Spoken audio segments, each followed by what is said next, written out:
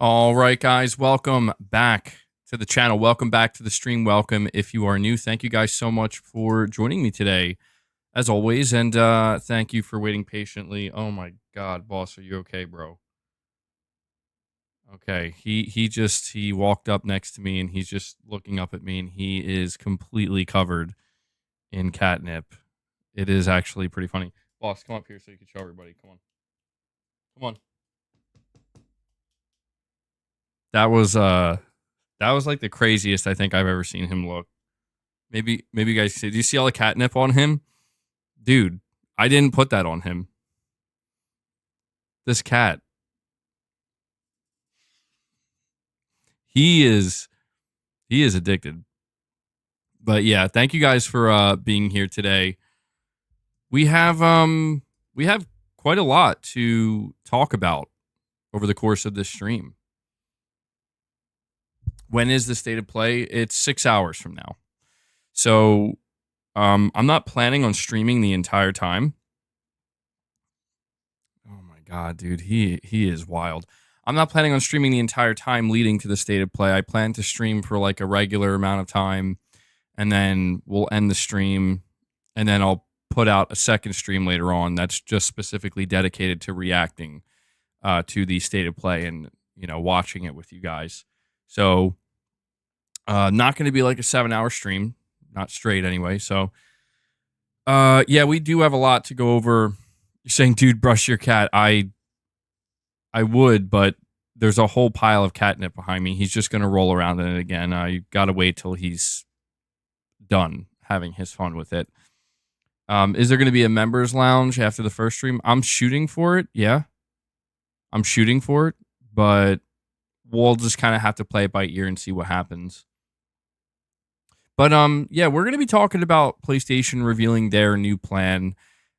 Yesterday, Sony, specifically the gaming segment, Herman Holst and Hideki, or Hideaki, sorry, Nishino, they basically laid out the plan for PlayStation for the next couple of years. And we learned some pretty interesting stuff, some pretty important stuff. I suspected we were going to learn some important things about what we can expect from PlayStation going forward. Some stuff not so surprising, some stuff maybe kind of obvious, but either way, interesting to get this level of insight. It's not often that we kind of hear from Sony, their mid to long-term plan when it comes to the PlayStation business. So we're going to cover that extensively, but on top of that, I see people already mentioning the leak. Yes, the entire state of play has apparently leaked, and I guess we'll. Yeah, it's going to be hard not to cover that. You know what I mean? It's going to be hard not to cover it because it seems legitimate, for sure. Like it actually seems 100% real. It is probably the most legitimate leak I've seen in a long time.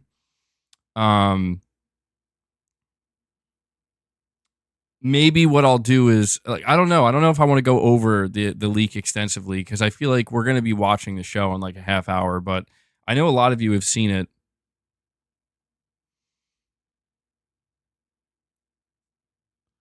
Was the leak good though in terms of things to be excited for? I'll put it to you this way. Oh wait, hold on, Antonio. Really? Hold on. Okay, this might change things up a little bit. You're saying, let me go check this. You're saying Eurogamer.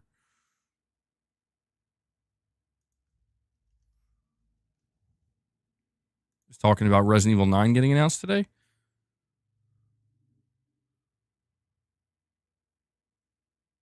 Resident Evil 9 Revenant Shadows pops up online along with PS5 versions of Code Veronica, Resident Evil 0, and Resident Evil 5. No release dates yet. Whoa, okay. A retail listing for RE9 has popped up on Play Asia, along with PS5 versions of Code Veronica, Resident Evil 0, and Resident Evil 5. While the remakes have long been rumored to be in development, the former includes a hitherto unknown subtitle, Revenant Shadows, preliminary cover art, and a description of the game. That doesn't look real though. Does that look real? I don't know. Resident Evil 9 Revenant Shadows is the latest installment of the iconic survival horror series by Capcom. This is what the store description says without actually telling us anything meaningful about the game, suggesting it's just placeholder text. The game continues the chilling legacy with a fresh story, new characters, and the return of familiar faces set in the expansive, terrifying world filled with new threats and mysteries. Revenant Shadows blends intense action, intricate puzzles, and the atmospheric dread fans have come to love. There are also listings for Resident Evil 5 on PS5. The description says there's been new technology developed specifically for the game, as well as an incredible changes to both the gameplay and world of Resident Evil, suggesting it's more than just a mere remaster. Although, what? This can't be real, right? Like, hold on. So, what? Are we going to get Resident Evil 9 announced at this State of Play? Now, this is screwing me up because when I talk about the State of Play leaking, Resident Evil 9 was not listed. And we have Corey, the legend. Dude, Corey coming in. Corey, the legend Landiga. Once again, in the name of Boss, dropping a 20 bomb to kick off the day. Talk about starting the day in a big way. Corey, bro. Boss, he's your number one fan. He's your number one fan. Dude, Corey is like single-handedly conditioning Boss to expect snacks within like the first 15 minutes of every stream, which is so funny. But I really, really appreciate that 20 bomb, Corey. If we have any new viewers here, I will let you know. If you click Corey's icon, the gift icon at the top of the stream, you can opt in for the chance to receive a membership gift. A lot of people gift memberships here on the channel. It's a big thing we do. We have an awesome community.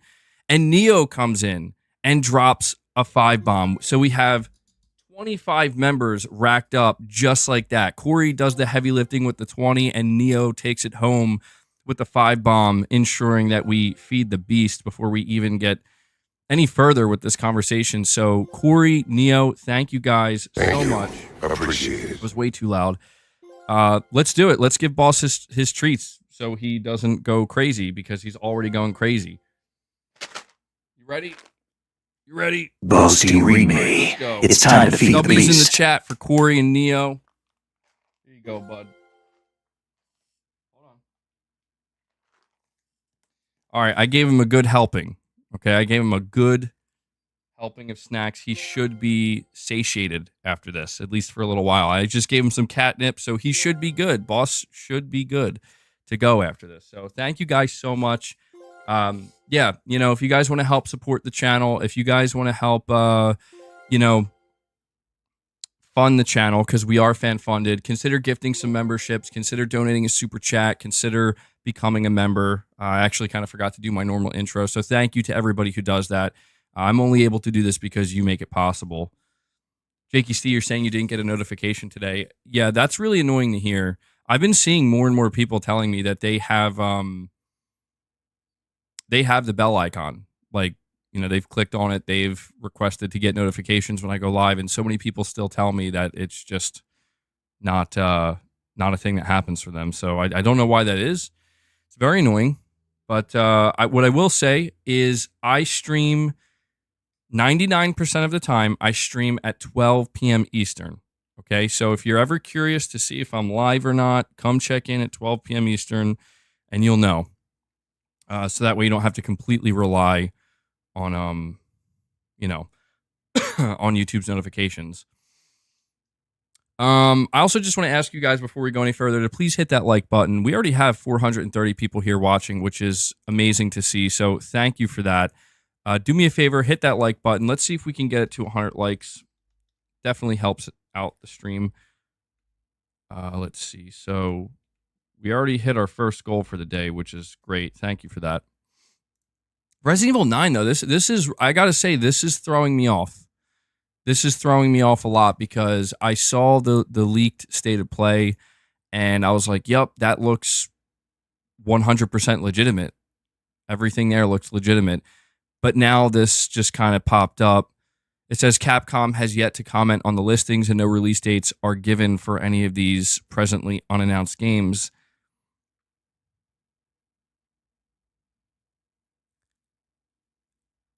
Yeah, this is crazy. Like, they even have box art. I don't know if that has to be placeholder. It looks like it's Leon, and there's another character behind him. Is this? Why haven't I seen anybody talking about this?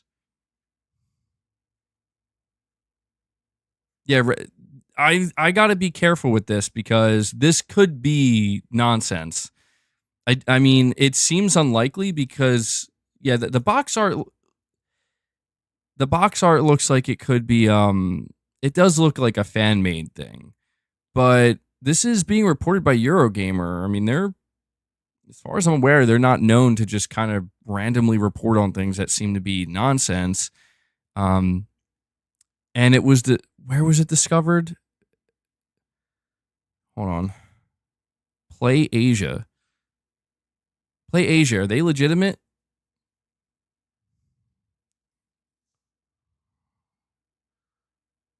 Yeah, A2 is saying Play Asia is legitimate. See, that's what's throwing me off here. That let me go check. I'll go check myself. Let's see. Play Asia. PlayAsia.com. Find the latest video games. I mean, they seem pretty legitimate.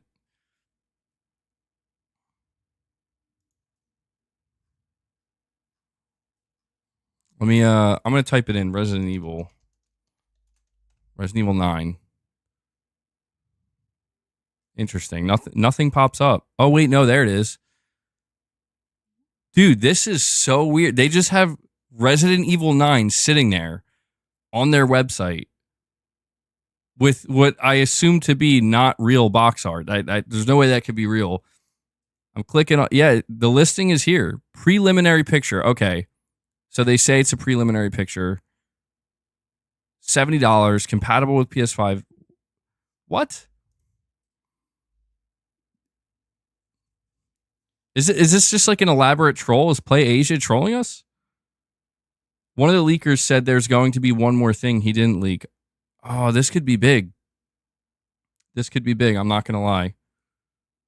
Play Asia has been around for ages. Ooh, yeah, this just got my hopes up. I'm not going to lie. Oh, yeah, Mrs. MBG just reminded me. I saw this meme yesterday and it made me burst out laughing. It was the original PlayStation 1 box art for Resident Evil, which has like Chris Redfield, I guess, holding like a shotgun. I think everybody knows what the box art looks like, but his face was replaced with Mermaid Man from SpongeBob, and it said Resident Evil, you know, when he's like, evil. Shit made me laugh, dude. Like a lot harder than it probably should have. Like, that's good. That's good. We have a super chat from Angry Whale Watcher. He says, I would love FF7 Rebirth Vincent DLC trailer. I expect DLC prior to part 3, but it may not get revealed today. Pragmata needs an update, but unlikely. Yeah, Pragmata would be nice to show up. I don't think it is, though. I don't think Square Enix is going to show up during the state of play. I think the partnership between Sony and Square Enix is pretty much over now. Well, maybe they do have to finish it out for like the third part of Final Fantasy VII. But yeah, all right. So look, I don't want to read off the entire list of games that were leaked for the state of play. The reason why I don't want to do this is because I don't want to ruin it for anybody. I know that there are people who are going to purposely go out of their way to avoid finding these leaks and looking at these leaks. I think this kind of sucks because, like I said, I don't mind a few minor leaks here and there, but to have the entire show leak out before it happens is pretty much a buzzkill. However, here's what I will say. If you listened to my stream yesterday, okay, if you listened to what I had to say about my expectations about the state of play, I was correct. Okay. I don't say that in like a I'm bragging about it type of way. I'm just saying to repeat what I said yesterday. I told you guys that this state of play that we're getting tonight is going to be Sony laying out the next 6 to maybe 9 months of what we're going to be playing on the PS5 from their studios and maybe from a couple of partners. That's it. You're not going to get any major reveals. And from what I've seen, from the leak that's out there, the list is out there. That seems to be 100% true. And we have Hellbound 1981 coming in, dropping another 5 membership gifts for you guys. And just like that, the legend brings us up to 30 members. Hellbound the GOAT, maybe. Corey's the legend, Hellbound the GOAT. But thank you for that, Hellbound. Thank you. Appreciate it. Gaming Survivor says y'all should be grateful. MBG's making sure you avoid therapy. I mean, it's weird because I'm seeing some people react to the leaked list for the state of play, and they're like, "Man, this is worse than I thought," or "This is immensely disappointing." And I get it. Oh, the sound is echoing. Okay, hold on. I know why that is. Let me try it again. Thank you. Appreciate it. It should be good now. And I understand, but at the same time, it's like, this is why I think people need to pay a little bit closer attention. Like, if they care, like if you follow this at all, you need to pay a little bit closer attention, because it is very obvious that this state of play is not going to be, I'm not saying it's not going to be good. I think it has the potential to be good, but it's not going to be great. It's not going to be the best. It's not going to be a show that sets you up for the big heavy hitters that are set to come in 2025 and 2026 and beyond. And yeah, that's pretty much exactly what I said yesterday. That's what I'm expecting. I'm expecting something to just kind of, a show that's going to give us a short-term roadmap of like, here's what you can expect for the remainder of the year and maybe the first 2 or 3 months of 2025. You're saying it's fake? I don't think it's fake, dude. I'll be honest. Like, that looks legit. Like, every single game that was on there, I'm like, yeah, that. I know we get these fake lists every year, but that one seemed. Listen, when people make lists, they do it for attention. They do it like when people make up fake lists, they do it to try to get it to circulate. And the easiest way to do that is by making it seem like there's going to be something great there, like something big. And if you look at this list, people are like, oh, like it's not necessarily getting a good reaction. However, like I said, I'm quite surprised that I'm running into this Resident Evil 9 rumor all of a sudden, because I haven't heard a single thing about it, and nobody seems to be.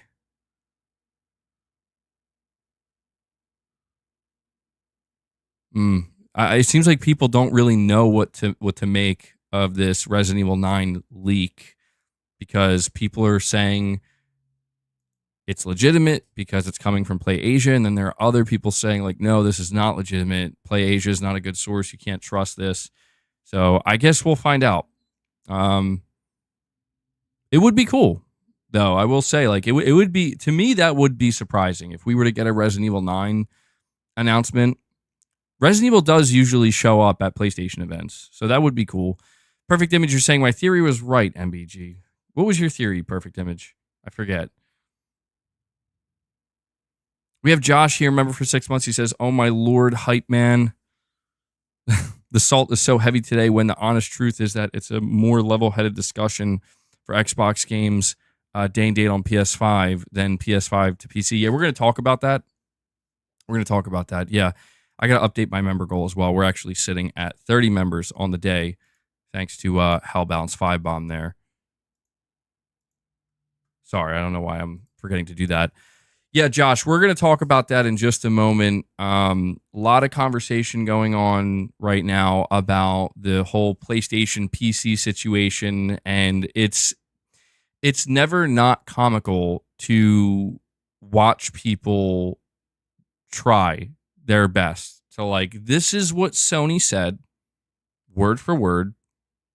and this is what you were saying, do you see the difference? You know, it's never not comical to see how people, they just hear what they want to hear. And I don't know why people get so crazy about it when it's like, this is one of the rare instances where Sony is being crystal clear about, like, this is our plan, this is what we're doing, and that's that. You know, I can understand when there's moments of silence and not a whole lot of communication, how people can kind of interpret things a certain way, but this is one of those, again, rare moments where it's not that at all. Josh, you were saying Play Asia had a placeholder for Baldur's Gate 3 before it was even cleared for physical. See, that's interesting. That's interesting to me.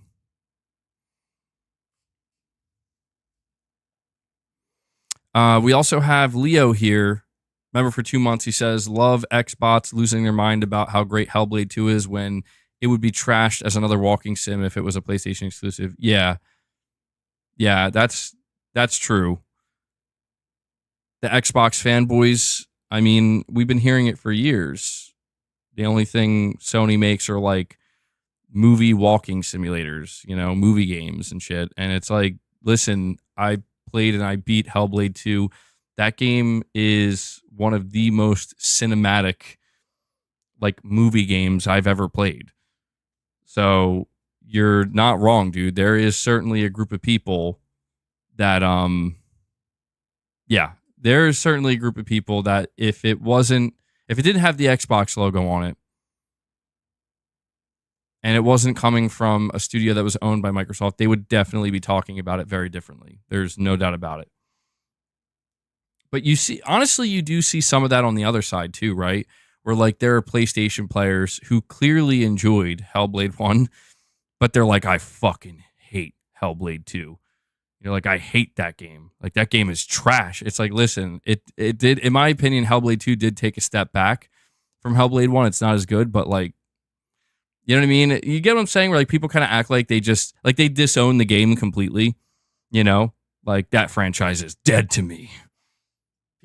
I'm telling you, people get too extreme about it, man, where it's like, listen, the game is doing some things good, but it has major flaws. And I'm just wondering, honestly, what the future of the Hellblade franchise looks like. Because there was, like, that rumor that Hellblade 3 got greenlit. And I'm like, well, I hope that they kind of learn. I hope that they listen to some of the feedback that they're getting right now for Hellblade 2. Because they definitely need to, in my opinion. Hellblade 3 has the potential to be something really good as long as they listen to the feedback. But we'll see. It's probably many years away from now. So, but yeah, man, I feel like I'll try to keep it more optimistic here. I hope that the people who are enjoying Hellblade 2, who otherwise in the past did not enjoy cinematic movie-like games, I hope that this has given them a kind of newfound appreciation for these types of games. That's all. That's all I can say. We have Perfect Image here. You're saying Herman handles the studio operations. The other guy manages hardware, software, network, PS6, Vita 2, and the CTO focuses on coding. Oh, yeah. I remember you saying that, Perfect Image. Yeah, I watched the entire strategy meeting yesterday, and I thought that they handled it really well. I appreciated it. Like, it was divided pretty well, where Hideaki Nishino just completely focused on the platform side, on the console, on the peripherals, on the, on PlayStation Plus and stuff like that. And then when it was handed off to Herman, he just really focused on the content, on the studios, and it was really well executed, I would say. And after this was my first time hearing Hideaki Nishino and Herman Holst speaking together, and I was impressed. I gotta say, like, these guys know what they're doing. Like, I didn't get any sense of, they didn't seem nervous. They didn't seem like, caught off guard. They didn't seem like they didn't know what they were talking about. They actually seemed very much like they knew exactly what they were talking about. They didn't seem nervous. They seemed confident. They had answers for all the questions, and they they very clearly presented a roadmap and or a plan, I should say, and that was reassuring, you know. So, and I have to say, especially with Herman Holst, Herman Holst is impressing me. Where like I don't know, he's just maybe very good at communication, but like he just seems like the right person, to be honest, as of right now. You know, based off of everything I know about Herman, but also hearing the way he's talking and what he has to say about the studios and the games, he seems like the right person to be the CEO of PlayStation, specifically for the content. He gave me a lot of confidence, to be honest. Yeah, I'll have to tell you about the plan. We'll have to talk about that plan. Subtext with the super chat says yesterday, Matt Piscatella said on a timeline basis, US sales for PS5 are trending 8% ahead of PS4. Why is there a narrative that PS5 is failing? Yesterday, someone thought Sony was giving up on PS5. I didn't see that, but yeah, I've been trying to tell people this.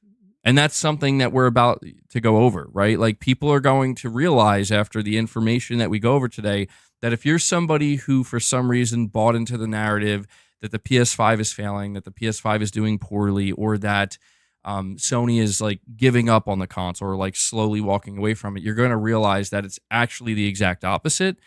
There's a bit of nuance, you know, it's not like there's details, important details that we need to go over.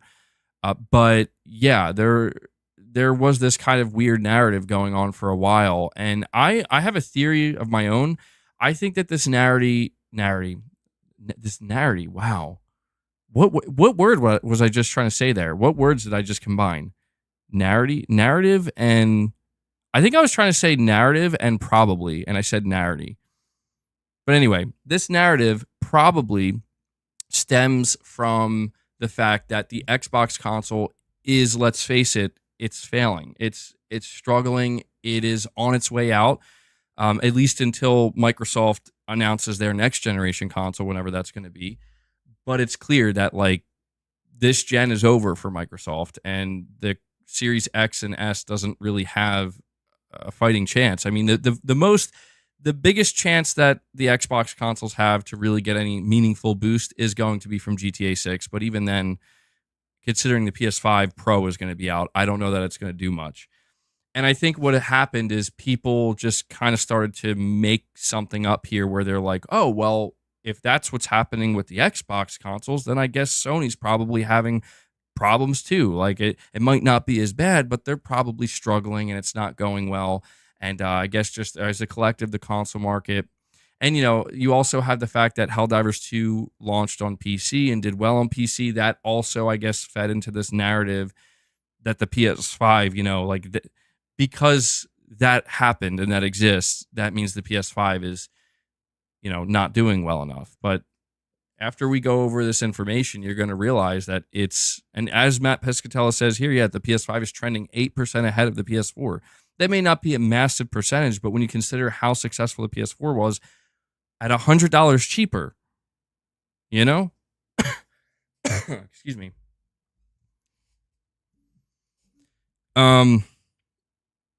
We have 3 back-to-back super chats from OK. Thank you for that, buddy.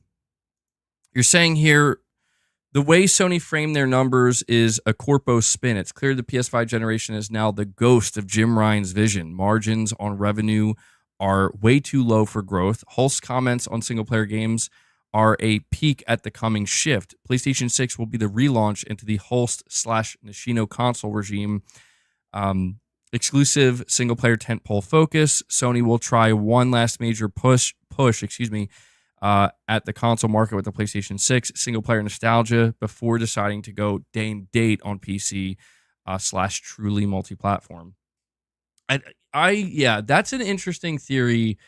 Okay, we did talk about this extensively yesterday, and if there's one thing I can say confidently, it's that if you listen to the entire presentation from Herman Holst and Hideaki Nishino, they didn't really give any insight into the next generation. We can infer, right? Like what you're doing here, okay, and what I'm going to do to a certain extent. We can kind of infer based off of what they're saying, what they're laying out, that, oh, this might be what they do, right? This might be how they choose to approach the PlayStation 6.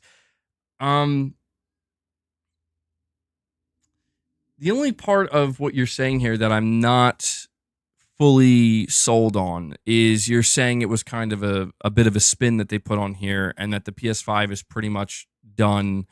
And again, we talked about this yesterday and how this could be a possibility. We have to see how the next couple of years play out before we really know, right? Like before we really know for sure that that's what they were, what's really going on behind the scenes.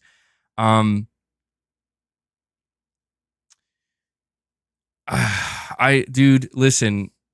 See, this is still the problem that has persisted, continues to persist, right? And that is, I can't really say your theory is wrong. I can't say that until Sony does a proper showcase. And that's just the reality. Like this theory that Sony is basically, getting geared up now, and they're going to do a massive push, like one last major push with the PlayStation 6 and the PS5. They've already kind of said, okay, look, I will say, when I was listening to their presentation, they kept using words like predictable revenue, right? That was something that caught my attention, is they kept kind of emphasizing that the plan that they've laid out between now and 2020, I think they said fiscal year 2026. It's worth noting, fiscal year 2026 ends March 31st, 2027. Okay? March 31st, 2027. Everything that Sony laid out is basically their plan up until March 31st, 2027. And when you think about that date, March 31st, 2027, what does that sound like to you? That sounds like, we might start hearing about the PlayStation 6 around that time. It's actually extremely plausible and likely we're going to be hearing about the PlayStation 6 somewhere in that time frame. So when you think about this, right? Like when you think about what they're laying out now and the time frame, it kind of does lean somewhat towards what you're saying here, okay? But I can't fully buy into it yet until we see the next proper showcase, because there were a couple of games that Sony laid out. I think they kind of showed us the games that they're expecting to launch between now and sometime in 2027, at least till 2026. They showed, let me bring up the image here. So they had of course, I lost it. Hold on. They had like a slide of games. And granted, I think there's certainly going to be more games than what we're seeing here. Absolutely. But I think generally speaking, this is kind of what we're looking at. There's something I want to tell you that Herman Holst revealed when he was giving his breakdown. He specifically said that when it comes to their big tentpole titles, now tentpole titles, what he's talking about, he made it crystal clear. Herman Holst did not mince words. The big tentpole titles for PlayStation are the big single-player, story-driven narrative experiences that only release on the console. He said that as well. He made it clear that when it comes to bringing those types of games to PC, they're being more strategic about it, aka they're going to bring them later on. But if we look at this, they have it broken down. I do want to see if I can bring this image up for you guys. Give me a second, because I want to show this to you. I think this is one of the more important images to clearly communicate what we're going to see from Sony over the next couple of years. Just give me one moment here. I hope it lets me actually bring this up, because sometimes my streaming software glitches out and it doesn't actually let me bring pictures up that I want to show to you guys. And it's doing it again. Okay, of course it is. All right, well, I'll just have to describe it to you. I apologize. But the image I'm talking about, they say here, exciting new releases, ongoing execution of the portfolio strategy across categories. Now they have it broken up into 3 segments here. PlayStation 5, they have Wolverine, Death Stranding 2. PC, they have Ghost of Tsushima. And then they have live service games, PS5 plus PC, Destiny 2 The Final Shape, Concord, MLB The Show, Fair Games, and Marathon. Now, I'm not saying that this image we're looking at, this is what we're getting for the remainder of the generation. Certainly not. There will be more. Absolutely, there will be more. But I think generally speaking, like when we hear Herman Hulse say we are aiming for one major tentpole release per fiscal year, guys, the major tentpole release for 2025 is going to be Death Stranding 2. Will we get other games? Yes, but tentpole major titles, we're going to get Death Stranding 2. In 2026, the major tentpole title is going to be Wolverine. Now, maybe we can throw Ghost of Tsushima 2 in there somewhere. Maybe Ghost of Tsushima 2 will be ready to go in 2026, and we could have an incredible year where we get 2 games, where we get Wolverine and Ghost of Tsushima 2, which would be insane. To be clear, though, it's not literally one game a year. This is what I'm saying. You got to pay attention to the details. You got to focus on the details. One major tentpole title a year. Again, we're talking about the God of Wars, the Ghost of Tsushimas, the Spider-Man. Could that change? Could there be a year where they have 2? We've seen this. Yeah, we've seen like in 2020, Sony dropped The Last of Us Part 2 and Ghost of Tsushima back to back, basically. So it can happen. But yeah, they're aiming for like one major tentpole franchise title per fiscal year during the holiday season. However, they're starting to make it clear that they are going to have other games to supplement it. Like they're going to be releasing live service games alongside that. They're going to be releasing some, I guess what they would call smaller, more experimental projects alongside it. And of course, they're going to continue their partnerships like we've seen, like we've continued to see. And so, okay, just to get back to your super chats here, I do think that there might be something to this, right? Like if this is the plan that they're laying out, because again, I don't want to misinterpret or misconstrue or twist what Sony is saying. That is what Herman Hulse said. We are striving for one major tentpole release a year. Per fiscal year, that is. That, if true, does actually seem to confirm. I don't want to say it confirms, but it lines up with this theory. That, okay, we're putting all of our stock into the PlayStation 6 and we're just going to kind of ride out the remainder of the PS5. Doesn't mean we're not getting good games. It just means that the games that you would expect to get, like Death Stranding 2, which was already announced, like Wolverine, which was already announced, and then maybe Ghost of Tsushima will be like, maybe that'll be the kind of, swan song for the PlayStation 5. And then that's on top of Concord, Fair Games, Marathon. Maybe I would assume that the Horizon multiplayer game would be ready to go at some point. And maybe some smaller titles like a new Astrobot game, Horizon Lego Adventures. Yeah, we got Untold. I mean, there's going to be more remasters and more remakes, of course. That's to be expected as well. So I wanted to kind of highlight this specifically. I'm going a little bit out of order here, but I wanted to highlight this because I do think that there might be some serious truth here to this idea that Sony... It's not that they've given up on the PS5. It's that I told you, I said this yesterday, and I don't want to make this stream sound like a repeat of yesterday, but like somebody might ask themselves, well, like, why would Sony do that? Like, why would Sony be so chill about just kind of like let's face it, let's call it what it might actually be, maybe. Why would Sony be so willing to just kind of do the bare minimum until like early 2027? Because Like, this is what I'm saying, man. Like, where's the pressure? Where's the pressure? So, MBG, you're saying that we can only expect 3 more bangers this generation with a bunch of games as a service and AA games? According to what Herman Hulst has said, yes. Yes, that's not me saying that. That's Herman Hulst saying that. So, you got to take that for what it is. You know, I'm trying to leave the door open here where it's like, could that change? Maybe, yeah.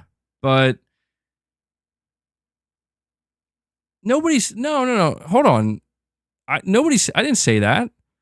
I didn't say it was Xbox's fault. Listen, I'm telling you, this is what it is. This is the reality, dude.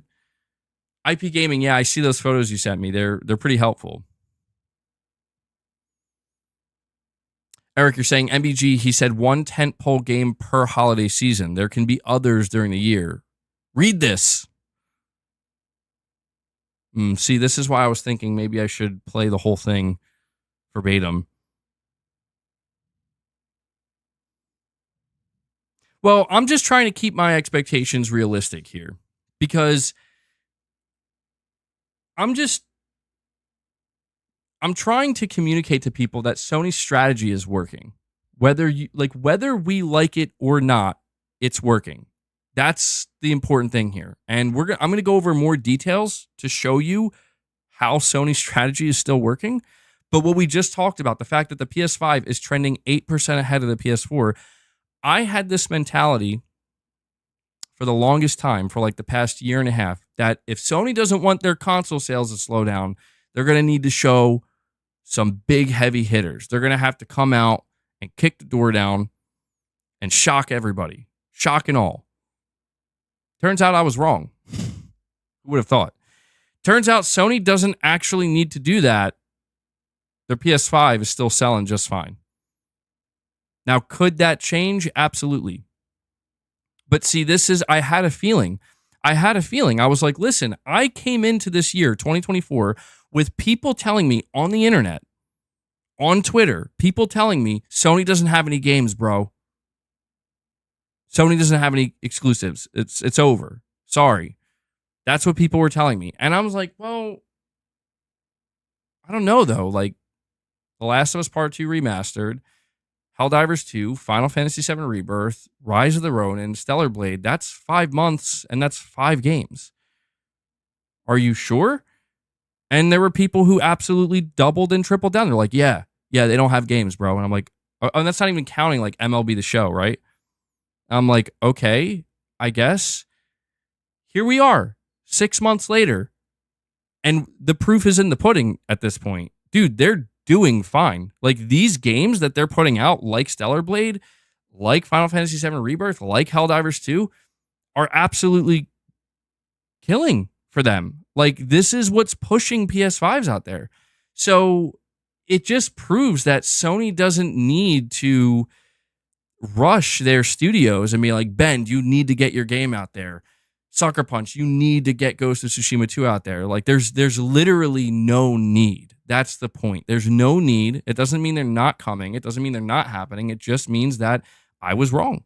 This idea that I had in my mind that the only way Sony's going to be able to continue to sell consoles and do well and allow the PS5 to continue to get where it needs to go, it would only occur with a massive show. And today is going to be further proof that that doesn't need to happen. And I feel like I'm learning something very interesting here that I'm quite surprised by. Like, I actually am surprised by this, because you're going to see people moan and groan and complain about tonight's state of play. Like, you're going to see it, a lot of it. You will see some people saying that they're excited and they're good, but here's the reality. And this is going to be the reality. And I am at this point, I am convinced of this. None of that's going to matter. None of that's going to matter. The PS5 is still going to do perfectly fine throughout the remainder of this year. It's going to do fine going into 2025. And then there's also going to be the PS5 Pro. that's going to be revealed later this year. There's also, there's this assumption that there is going to be a big showcase later this year. And I wouldn't be surprised at this point in time if Sony even tries to hold back even still with their next proper showcase, because there's just, what would you do?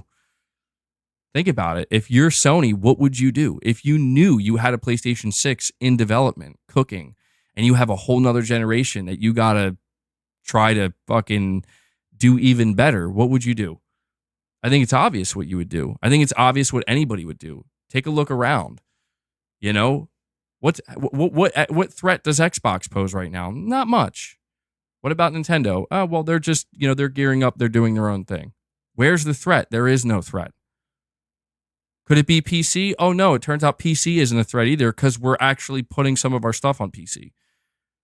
So I think it reveals, this business meeting, I think, reveals a relatively conservative, but as they put it, sustainable approach to the PlayStation business. And I think that it could ultimately boil down to, they kind of have the last couple years of this generation nailed down of like, this is what we're going to do for the next 3 years. And then we're going to kickstart with the PlayStation 6. And that is where you're going to see like the like, I don't want to say the next level stuff, because that maybe, but this kind of re-emphasis on, here's our major tentpole launch lineup for the PS6. Oh, and by the way, here's like the first year and a half of the PlayStation 6.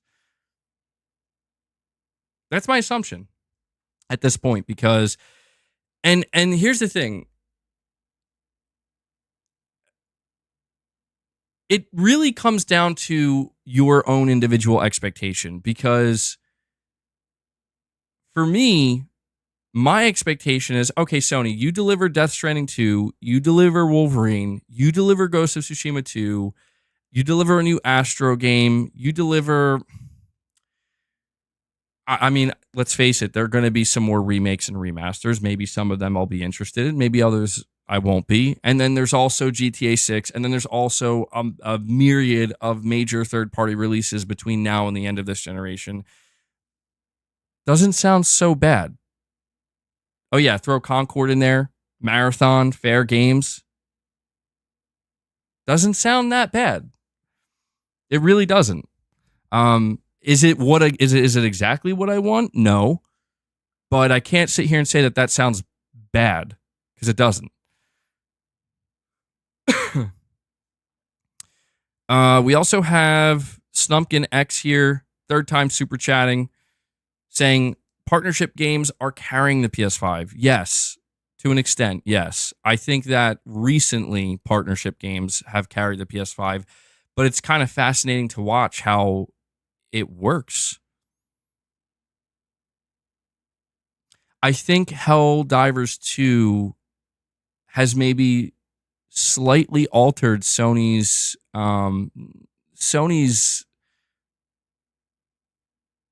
not expectation, but their approach, right? I really think it's worth noting that Helldivers 2, they emphasized how well it did during this presentation, and the fact that it sold over 12 million copies.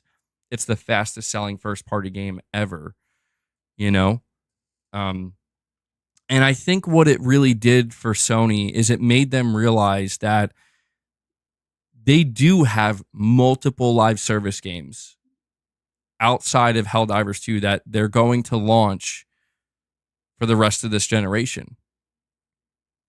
One of those is from a major player, Bungie, Marathon. And I think Helldivers 2 maybe gives Sony more confidence in giving their tentpole games and their tentpole studios even more time. Because look at what just happened. Dude, Helldivers 2, you want to talk about partner games carrying Sony? Helldivers 2 carried Sony, bro. Like, more than anything has in it, probably since Spider-Man 2. And Spider-Man 2 sold over 11 million copies as well, up until April 30th, I think. this is what I'm saying. Like, if you're Sony, you're like, oh, we sold 11 plus million copies at full price of Spider-Man 2, and we sold over 12 million copies of Helldivers 2, and we also have games like Stellar Blade and FF7, you know, and The Last of Us Part 2 remaster. It's like, I when I look at that, I'm just like, yeah, dude, if I was literally running Sony, like if I was part of these business meetings, I'd be like, we're doing fucking, like, we're killing it. Like, that's incredible, you know? And I would have way more confidence going forward that, like, this live service approach can absolutely work. Now, here's what's so interesting about this, right? What's so interesting is we're going to see Concord today for the first time. We're going to see Concord gameplay for the first time today. And I'm not assuming Concord is going to be the next Helldivers. But after seeing what occurred with Helldivers, again, generally, here's what I saw. Last year in 2023, there was a state of play where there was a Helldivers gameplay segment. And the reaction that I saw from people, there were 3 reactions, but it was overall mixed. There were some people saying, wow, this actually looks pretty great. I can't wait. Didn't see a whole lot of people saying that, but I did see people saying it. And I'm assuming these were people who were maybe fans of the first Helldivers or just saw the potential here. The second thing I saw were people just, and this was the majority of what I saw, people, okay, I mean, maybe. I'm not sure. It might be good, but it's not really on my radar. It's not like the first game that pops into my mind. And then the third reaction I saw, and I did see, and I'm telling you, people who say that this wasn't a thing people were saying, they weren't paying attention. I did see people saying, like, this just looks like it's going to be a kind of live service. You know, I mean, let's face it, some people were saying it's going to be live service trash. But if they weren't calling it trash, they were just basically saying, like, I'm not interested. It's just some multiplayer. Like, this isn't really what we want from Sony. And I saw a lot of that as well. And I guess I'm just putting this out here because I just think that it needs to be at the forefront of our minds to help us realize that we don't know what Concord's going to do. We don't know what Fair Games is going to do. We don't know what Marathon's going to do.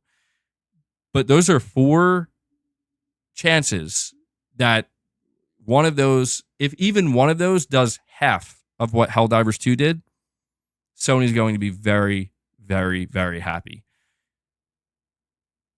That's all. It's just something we have to keep in mind. By the way, guys, we have over 750 people here watching, which is awesome. Appreciate you guys joining me today. Do me a favor and hit that like button. We're already sitting at 200 likes. Let's see if we can bump that up to 250. I think we could do it. Yeah, that's all. That's all I got to say. Have some more super chats here from... Well, I have 2 more from OK. Okay, I'm going to read yours last so I can read them back to back. I'm going to read Josh's first. He says... Also, I want everyone to take a good hard look at these so-called journalists who claim they hate console wars. Look at how they're acting today. Yeah, it's bullshit, dude. It's bullshit, you know? It's a constant cycle of people believing they're better and they're above, but in reality, it's like, no, you play in the mud just like everybody else does, because guess what? You're trying to achieve the same thing that everybody else is, which is clicks, views, and attention, and revenue. So you're not better than anybody. Just because you tell yourself you are, just because you try to tell others you are, people are going to judge what you do based off of how you behave over an extended period of time, not just one day, not just 3 days. And the truth always comes out eventually, you know? People's true intentions over time reveal themselves. And I think everybody is comfortable thinking that they're better when they have the luxury of being better. But it turns out that it's really when the chips are down, it's really when the going gets tough, that's where you really figure out, are you better? Can you maintain that? Let's see. And yeah, it's absolutely ridiculous, dude. And I just kind of have time. Stumpkin X with another super chat says, I wonder if Astrobot 2 will be semi-open world. Well, you know what? I do think that the next Astro game, when we see it, I suspect, could be wrong, but I'm suspecting it is going to be bigger than what we got with Astro's Playroom. And there were some, I mean, Astro's Playroom was definitely not semi-open world, but there were like a few smaller sections where you kind of could explore a little bit, right? I could definitely see them expanding on that, and with the next Astro game actually going way further, than what we saw in Astro's Playroom. So that would be pretty awesome, actually. I think there's a ton of potential for Astro. Honestly, I think there's a ton of potential, and rumor has it we're going to see the next Astro game revealed during this state of play tonight. So I'm hyped. I'm looking forward to it. Do I think it'll have a multiplayer component?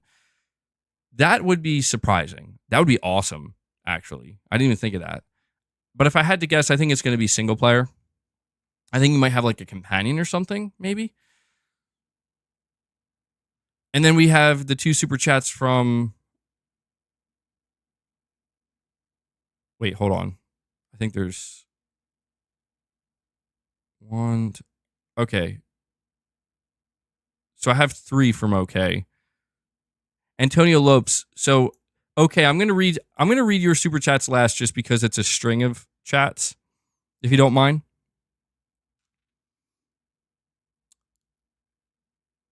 Antonio Lopes says, Games as a Service, PC/PS5, tentpole, PS5 first, indie /single A/AA question mark.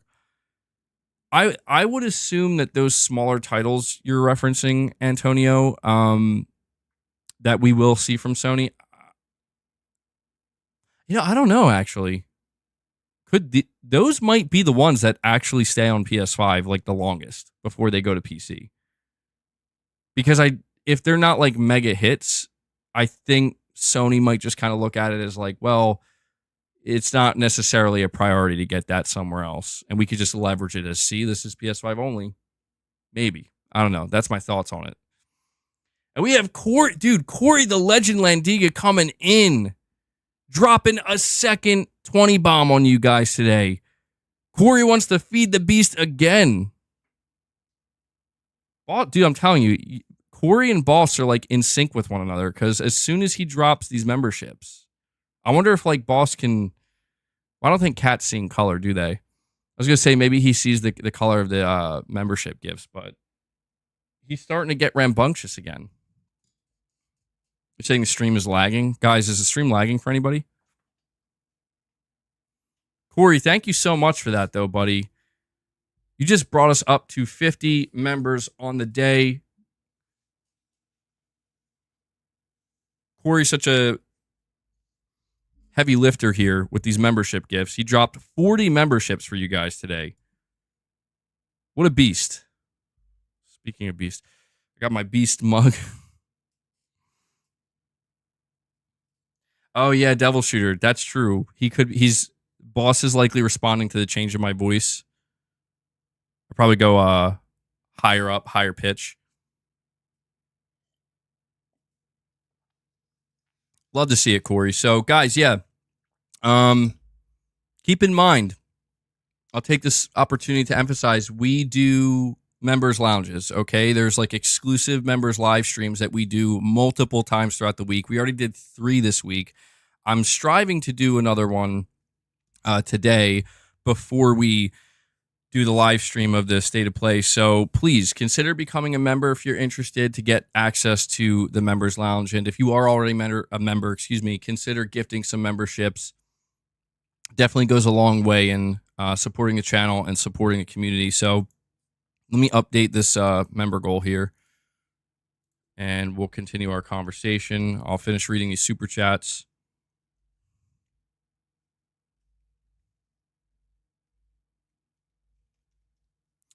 All right. Good stuff. Good stuff.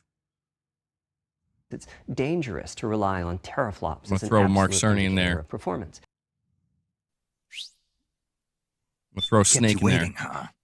Dude, really, though, I feel like Konami's seriously keeping us waiting for that Metal Gear Solid Delta, you know?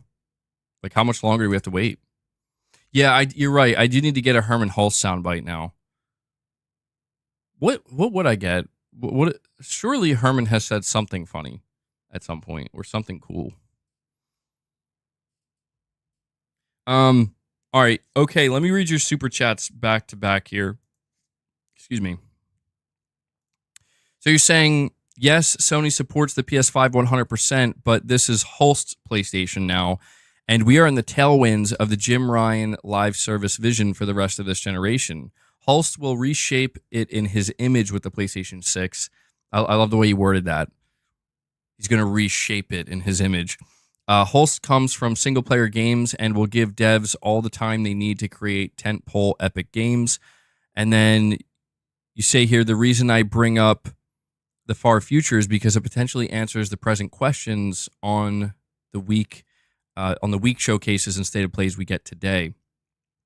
Yeah, I totally get where you're coming from, okay? That I find myself doing that as well, kind of thinking about the not distant future, but like 3 or 4 years from now. Because you know that internally that's what Sony's doing. Sony is absolutely thinking beyond the PS5. They're very likely in full-blown PlayStation 6 development right now, not just with the hardware, but even the games. They do start this stuff that early. And they probably, honestly, they probably had to plan it out even sooner this time when you consider how long the games do take to make now. But what you're saying here, okay, it really, I think, is a good time for me to emphasize what Herman Hulst was saying during his presentation, as well as when he was answering investors' questions. One of the things that Herman seems to be really hammering home is exactly kind of what you're speaking to here. Is he, and again, he wasn't talking to us, the PlayStation fans. He was talking to investors. That's an important distinction to make, because Sony has to be extremely intentional about what they say. They cannot lie to shareholders. They cannot, they have to be totally transparent and crystal clear with their communication. And one of the things that Herman Hulst nailed down multiple times is how important the big single player tentpole titles are for not just the brand, but also the console. And he, again, tripled down on that during this conversation, during this presentation. And he even, I don't know if he used this word, but he basically described it as it is the backbone of PlayStation, that it is the core of what PlayStation is. And I believe him. Like, I actually do believe Herman when he says that, because again, what you're mentioning here is Herman comes from a game development background. He comes from Guerrilla Games. He's responsible for, again, making the Killzone series, which is single player and multiplayer, but also Horizon, right? Horizon Zero Dawn is one of the biggest single player games that they ever created. And he was responsible for that. He was very much a major integral part of that. He was like the director of the studio.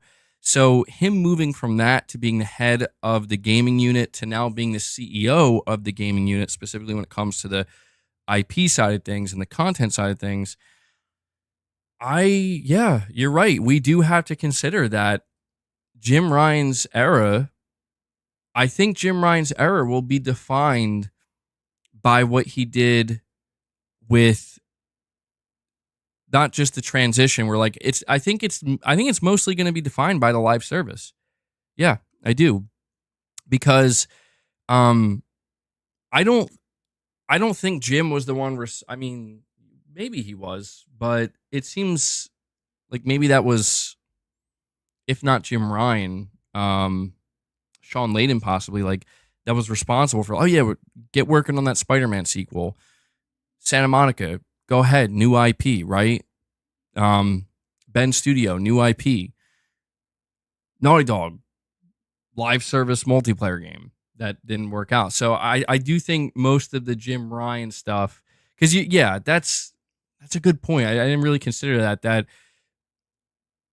what we're going to see this year, what we're going to see next year, what we're going to see the year after that is Jim Ryan.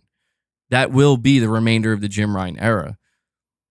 And that could be why we are seeing like so many. I mean, it probably is why. I think it's likely why we're seeing so many live service games kind of stacked up. Where we have a Horizon live service, we have Marathon, we have Fair Games, Concord, of course, MLB The Show continues. So it is worth keeping that in mind, I think. Yeah, that what we see for the remainder of this generation is based on Jim Ryan's vision. And I would assume that right now, Hideaki Nishino and Herman Hulst, they're currently prepping what will be, as you said, their vision for the PlayStation 6. So, yeah, I guess we're going to find out. I mean, I think things can be altered, of course. I want to make that clear. I don't like Jim Ryan's not there anymore. So, if Herman and Nishino, if they want to change something for this year or next year or 2026, they can. But the way that they kind of laid this out, it seems like whatever projects were not going to work out and were becoming too much of a money sink and not making enough progress, they cut them and they, they're like, we're done with this. Whatever projects seem like they are ready to go or have a chance to be good, they're giving them the green light. They're letting them go forward and they're letting them come to market.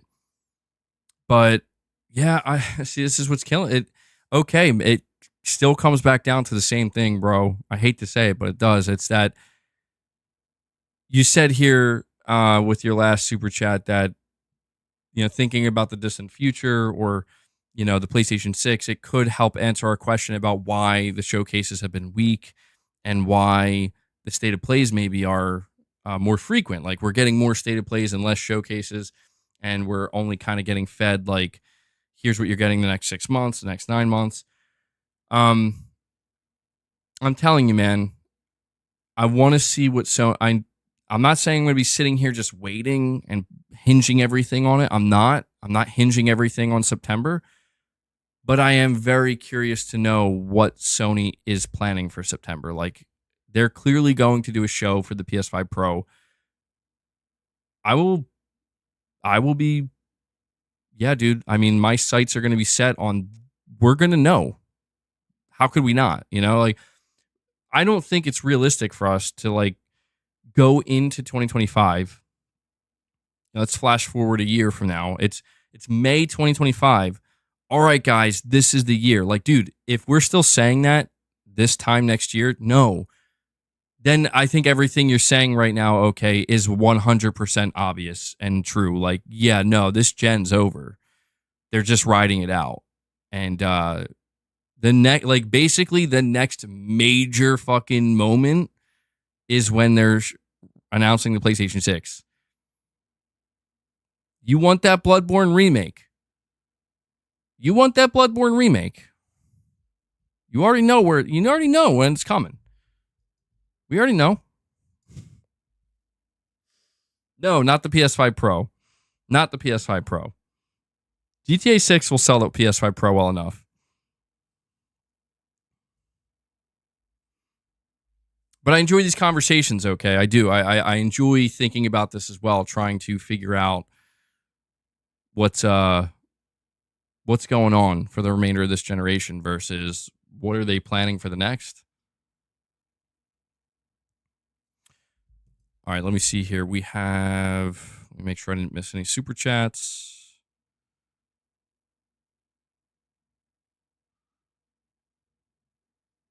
We have Laughing Man 923, first time super chatting. Thank you for that, bud. You're saying here, I would love to see a trailer for Final Fantasy, what is that? 10 remake? No. What Final Fantasy is that? Is that 11? Somebody help me out here. I want to make sure I get it right before I go any further. Wait, that's 9? Hold on, that's the Roman numeral for 9? Oh, okay. All right. I don't know. I read that as 11 for some reason. All right, so let me try this again. I would love to see a trailer for the Final Fantasy IX remake either at the State of Play or Summer Game Fest. It is my favorite game of all time. Numerical debuff. Okay, Josh, thank you for that. I didn't realize that before the one before the X, okay, is 9, and then after the X is 11. All right, that makes sense. Yeah. Yeah, there were rumors. There's actually been a lot of rumors that a Final Fantasy IX remake is in development. What's interesting about the Final Fantasy IX remake, though, is from what we've heard, it's not going to be like Final Fantasy VII. It's not going to be like this whole from the ground up remake. It's going to be a kind of more in between type situation. But I don't think Square Enix is going to show up during this State of Play. Honestly, could we see it at Summer Game Fest? Maybe, if Square wants to send a clear message that they're kind of moving away from the PlayStation partnership and just kind of being more focused on being multi-platform. I think showing up at like a more multi-platform event like Summer Game Fest would work out for them. Yeah.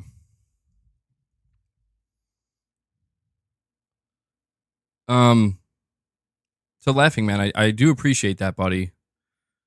We also have Chris Brown saying PS Plus is a rental service now being its own thing. Requiring PS Plus for Helldivers 2 / multiplayer is why I deleted it. I'm playing with PC players who don't need it.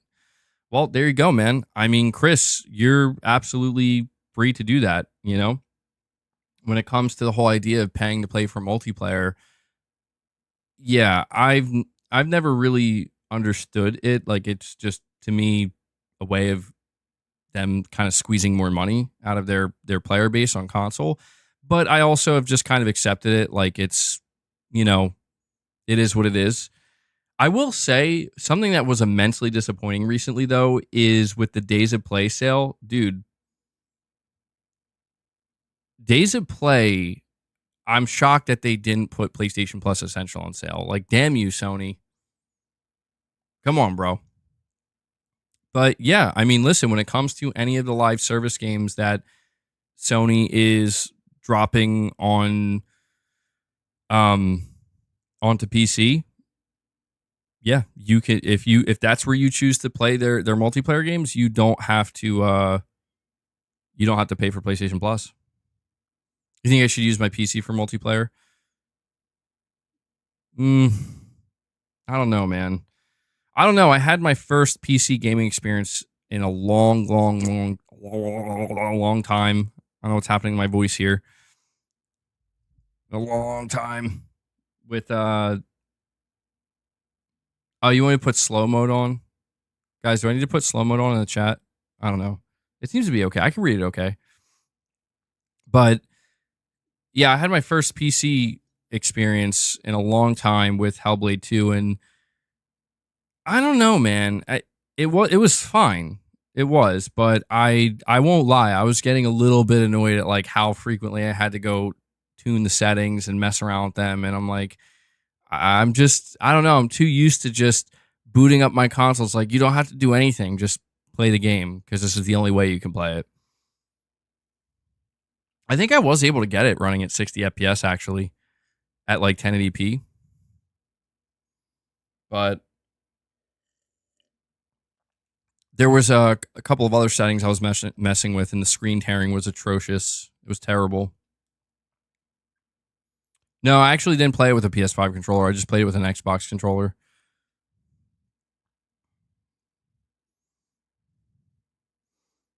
But yeah, I don't know. I don't really mind, honestly. Like, I would be lying if I sat here and said that I'm constantly annoyed. Like, listen, I have, God, I have like well over 1,000 hours put into Dead by Daylight over like the past 3 years of playing that game, right? And I couldn't play it on PS5 without PS Plus, but I'm not annoyed. Like, I'm annoyed at the principle of it. Like, yeah, this sucks. It shouldn't really be a thing. But after I pay for it and then I go a whole year just playing multiplayer on my PS5, I'm like, whatever, you know? But I definitely encourage people, like, if it really is that problematic for you and it really does bother you that much, Yeah, go to PC. Send the message, dude. Send the message. Go tell Sony I'm not paying for your PS Plus. I definitely encourage that. Hold on. You're saying they revealed the popcorn bucket for Wolverine and Deadpool? Uh-oh. Oh, geez. Let's see. Let's see what this looks like. The official Deadpool and Wolverine bucket has been revealed. No. There's no way. Hold on. They're doing like a oh no. Oh no. No. Bro. Have you guys seen this? I got to get me one of those.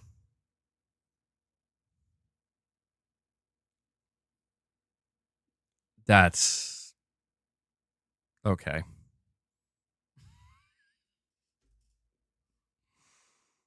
Have you guys seen this? It's basically hold on, let me see if I That's insane, dude. It's just Wolverine's head with his mouth completely open. That's what it is. That's the popcorn bucket. It's just Wolverine's head with his mouth completely open. So whatever you're imagining in your head right now is extremely close to being exactly what it looks like. So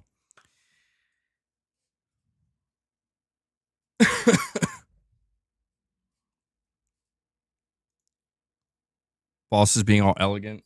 I forgot to feed the beast the second time, by the way.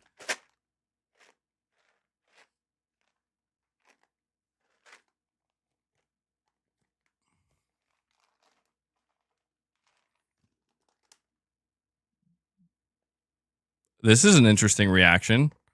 Well, boss, there's more snacks for you here if you're interested. Why does he look like that? He looks like he's trying to figure out, like, did he really pour those snacks out?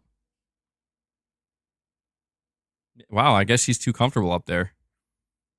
Oh, there he goes. Okay. All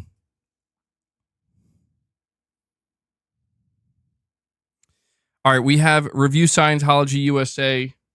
He says, interesting to see the new game from the Middle East studio, as the rumor leak suggests. It'll be shown off today. Maybe a new XDev / second party game. Yeah, I saw that. I don't mind leaking that out because, well, not leaking it, but talking about this leak because it didn't say what the game was. It just says a new game from a Middle Eastern studio.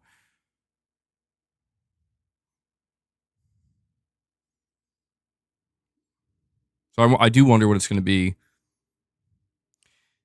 PlayStation XDev is going to be there. At least that seems to be the indication. We'll find out. We'll find out soon enough.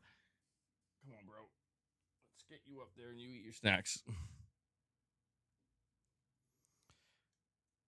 Figuratively literal with a super chat here says they seem to make it very clear their priority is the console. This shouldn't be a surprise given how lucrative the ecosystem is. Yeah, we're going to talk about that next. There's been this ongoing conversation and discussion and a lot of ongoing arguments about, is Sony going to go day and date on PC with all of their games? It seems pretty obvious they're not going to do that. Well, actually, they straight up said they're not going to do that. But there will still be people who fight that and try to tell you no, they will. And I don't understand why that's a thing when Sony themselves is literally telling you they're not doing that. But yeah, we're gonna talk about that next. Space D, member for 9 months. You're saying PlayStation know their AAA games peaked in the PS4. They aren't expecting games to sell as good as those days, and the game budget is through the roof. I don't know. I don't know that I agree with that take, Spacey. I mean, maybe Well, think of it this way. Look at Spider-Man 2. Spider-Man 2 sold over 11 million units. That's really good. Sony seems to be very happy with that. But then they also say, oh, by the way, Helldivers sold 12 million plus units. So you remember when we talked about these live service games, one of the biggest reasons why Sony wanted to produce and develop these live service games in the first place was to supplement their big single player games because the budgets are getting high. And if any of these single player games fail to meet expectations, they don't really have much of a safety net. Well, there's the safety net, right? That's 12 million sold for Helldivers. Again, I'm not saying that every live service game they do is going to sell that amount, but that definitely created a major safety net for at least something like Spider-Man. Although, again, I think Spider-Man 2 was a success, but if maybe like something like Death Stranding 2 doesn't do as well as they thought, the idea that a game like Helldivers 2 kind of, Helldivers 2 did not cost as much to make as Spider-Man 2. It was in development for a while, but is any other PlayStation exclusive? You're asking, is any one of their exclusives going to sell over 20 million again? Well, I will say I'm curious to see how Ghost of Tsushima 2 sells, because the first Ghost of Tsushima sold, like, for new IP incredibly well. I think it hit 10 million in like in like a year or something like that. Well, it was like a year and a half or something. But it hit 10 million sold really quick. And again, that's a brand new AAA IP. Now it's an established IP, and the budget is likely going to be bigger. And I'm curious, like, is it going to do better than the first game? Hopefully it does. But then I think about like Horizon, right? Like, there seems to be this kind of consternation towards Horizon these days, where anytime I see Horizon talked about, there's just a lot of people being like, man, Horizon's so boring. I'm kind of over this game now, and not really excited or interested in it anymore. Meanwhile, they have all these Horizon projects that are in the works. Well, I'm really, really curious to see if this is going to be one of those situations where it's like, yeah, that's just the internet. It's actually going to sell. Like, Horizon 3 is going to sell incredibly well. It's going to do incredibly well. And the Horizon franchise generally is just going to do really well. I'm curious to see if it's that, or if it's actually like, yeah, like this is one of those things where Sony thought Horizon was going to be some major long-term franchise, like the next God of War or something. Like, it's going to go on for that long. But in reality, like, people are going to get tired of it really quick, and Guerrilla Games is going to realize that. I'm curious to see. That's what we do know is this. What we do know is that Horizon Zero Dawn and Horizon Forbidden West both sold pretty damn well. So, you can kind of understand why Sony's continuing to lean in that direction of like, we need to do more Horizon. But if people do get tired of it and it does get oversaturated, the sales will start to tank. And when that happens, the message will be sent that, yeah, we're tired. It's exactly, I know it's not the same thing at all, but in a more broad sense it is, where look at Call of Duty. Like, people dump on Call of Duty every year. And it's like, why do these games still keep getting made? Dude, they're the best-selling game every year.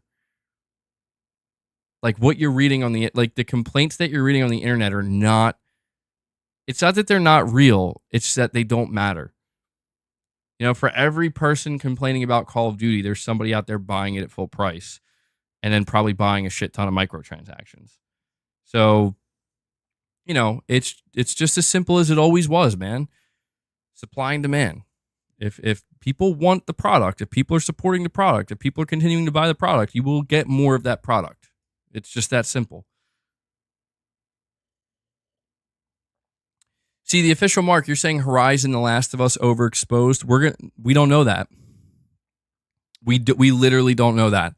We think that based off of how much is out there, but the real test will be, will the next Horizon product sell well or not? Will the next whenever we do get another Last of Us product, will it sell well or not? If they don't sell well and they're starting to get softer and slow down, then yeah, then we can say it's oversaturation. But you won't know until the next product is released, because the previous products that were released were, I guess, considered successful. Although I don't know how much The Last of Us Part 1 sold. That I don't know. I don't think we ever got numbers for that.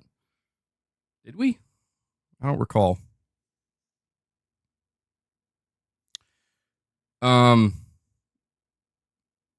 We have OK here with another. Or wait, hold on. Sorry, we have figuratively literal, excuse me, with another super chat saying PS5 is more profitable than all previous generations combined. There is no reason to risk that. By the way, what happened with the journalists? I missed that. If you're talking about your super chat, basically what I responded by saying, like, yeah, it's when it comes to this whole journalistic integrity in the games industry, it doesn't exist. It exists until the chips are down and they need more views and they need more clicks, and then they'll just do whatever and say whatever, and that's how it's always been, and that's how it's always going to be. It's easy to be outside of the whole console war thing until you realize that, wait, I need to make some more money off the console wars, so I got to go against what I said, and I'm going to now write this really inflammatory article that's going to stoke the flame. And I get it, I get it, but that's just the reality. So you got to take things, you got to take everything with a pinch of salt, I guess you could say. But yeah, you're absolutely right, figuratively literal. That is another statistic that came out, by the way, with something that Sony confirmed. Actually, I'm going to read what Shinobi602 said here on Twitter. Sony says the PS5 is the PlayStation's most profitable generation yet. Spending is higher per player over PS4, and the company aims to reach newer audiences through expansion of major franchises, new IP plus returns from past acquisitions.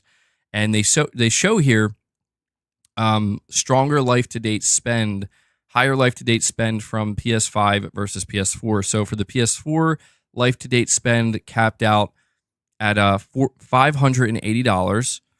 That's when you consider peripherals, the console, peripherals, service, content add-on, and full game content. And then if we look at the PS5, total spend is on average $731. That's 26% growth, 26%, 34%, 57%, 176%, and 12% in all the different categories. So just, this is what I mean, dude. Like people who think that Sony's going to abandon the console or do anything to risk something hurting their console sales don't know what they're talking about. They do not understand the console business model. And if they did, they would understand that this is why it's still so important.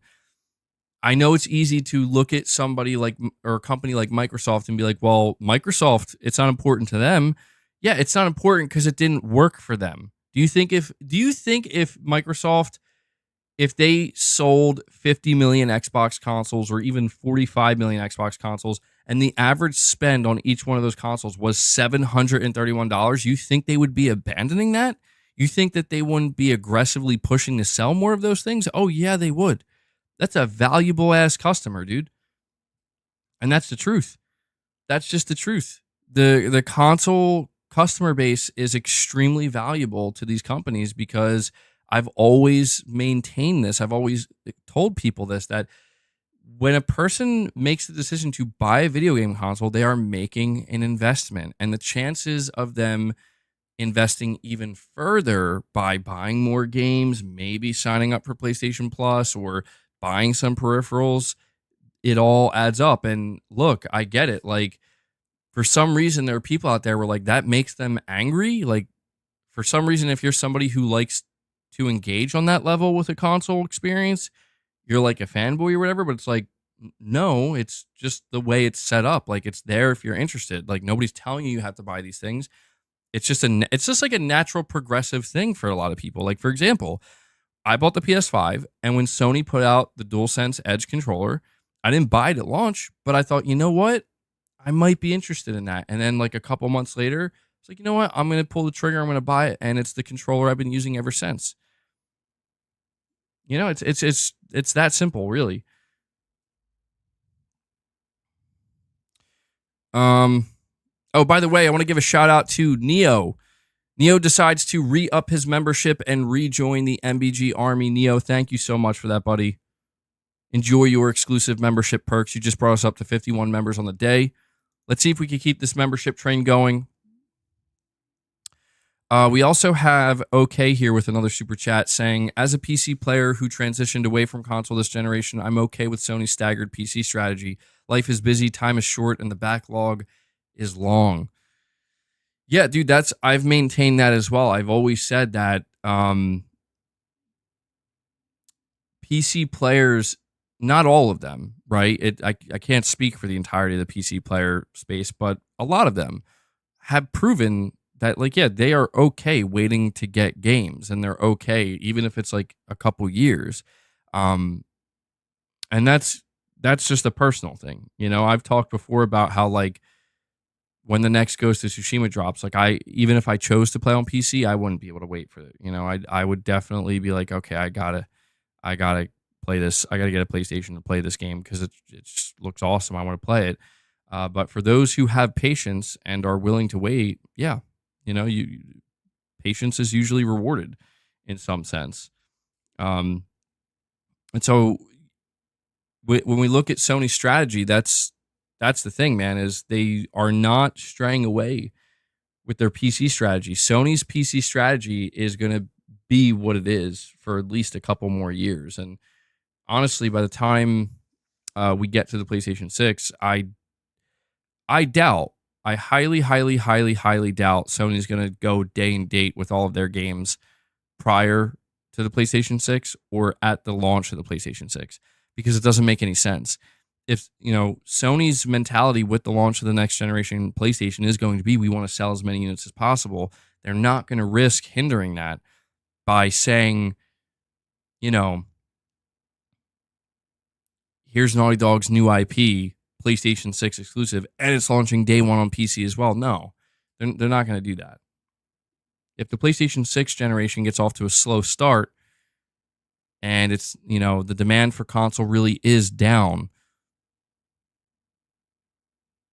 then, you know, I do think that you could see Sony maybe pivot at that point, be like, all right, maybe we need to start putting more games more quickly on the PC. Maybe we should consider trying day and date.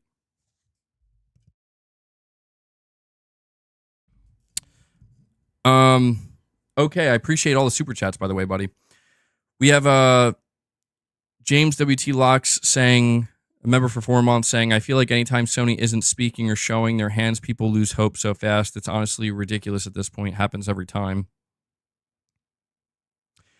Yeah, I feel you, man. I've been part of that problem, honestly, and I kind of realize that, especially now, where I put way too much emphasis on Sony showing me what's not even what's next, but like, I need Sony, you need to show me the next 2 or 3 years. I need to know what these studios are working on. And I'm just letting that go at this point, because I realize that when I look back at the past 5 months,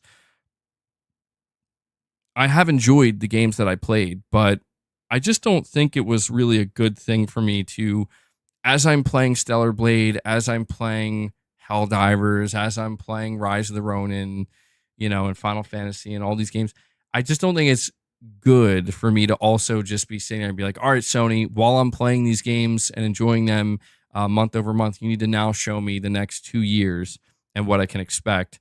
I just don't think that has helped anything, at least for me, because it's just like I said, man, like, if they don't need to do that, why would they do that? If they don't need to rush their studios, why would they rush their studios? If they don't need to rush their announcements, why would they rush their announcements? And I'm just beginning to realize that they're going to do it when they're ready. And I would be better off just chilling out and being like, all right, you know what? I'm just going to take it as it comes and take it for what it is and enjoy the here and now. I can fantasize about the future and what might come, but not going to obsess over it. And we have Michael Cintron coming in. keeping this membership train thriving today, keeping it going, dropping another 10 membership gifts for this community. Michael, thank you so much for that, buddy. Let me Enough from me. there we go. We're gonna have the games to our talk. We need another Jim Ryan. We need one more Jim Ryan quote. Rehire Jim Ryan to get one more good quote from him. No, I'm just kidding, but thank you for that, Michael. Really do appreciate the continued support. You just brought us up to 61 members on the day. So just like that, we are closer to crushing a third goal. All right. So we are like 14 members away from crushing a third goal today. Let's see if we can make that happen, guys. Good stuff, Michael. Let me add that to the counter here. Sorry, you're going to see me spam it a little bit here.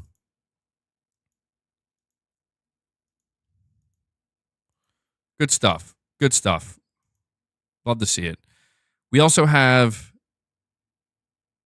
JMR77, first time super chatting, saying the way I think about all of this is that as long as PlayStation keeps delivering AAA single player games, I will spend my money on them.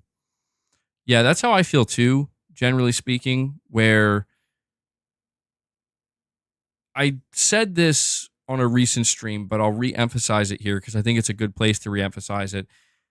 I don't mind waiting as long as the wait is worth it. The worst thing in the world is when you have to wait for something that you're really eager for, but then it is a disappointment and it doesn't, it doesn't live up to your minimal expectation. And I still have a tremendous amount of confidence in PlayStation and their studios.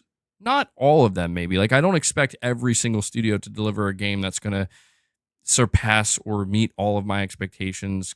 I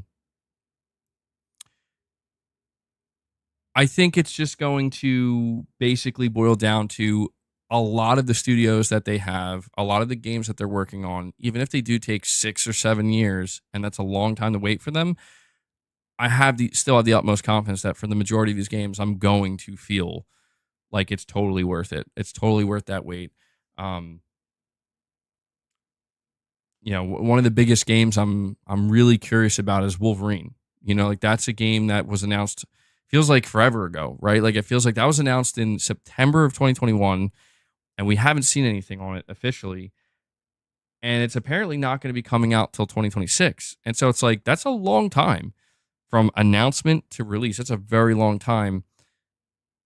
So I still have a certain level of confidence in that game. Like, I still have a certain amount of there are reasons why I'm a little bit nervous, and I feel like, okay, this could not work out the way that I would hope it would in the end. So I'm keeping that in mind, but I still have this level of expectation where it's like, I'm still rooting for Insomniac. I'm still rooting for this game to meet my minimum expectation level.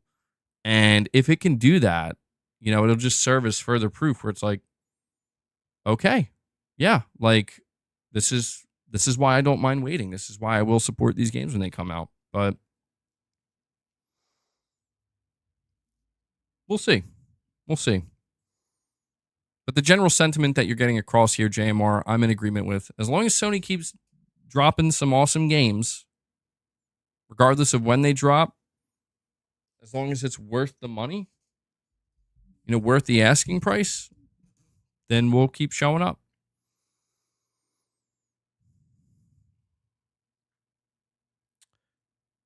We have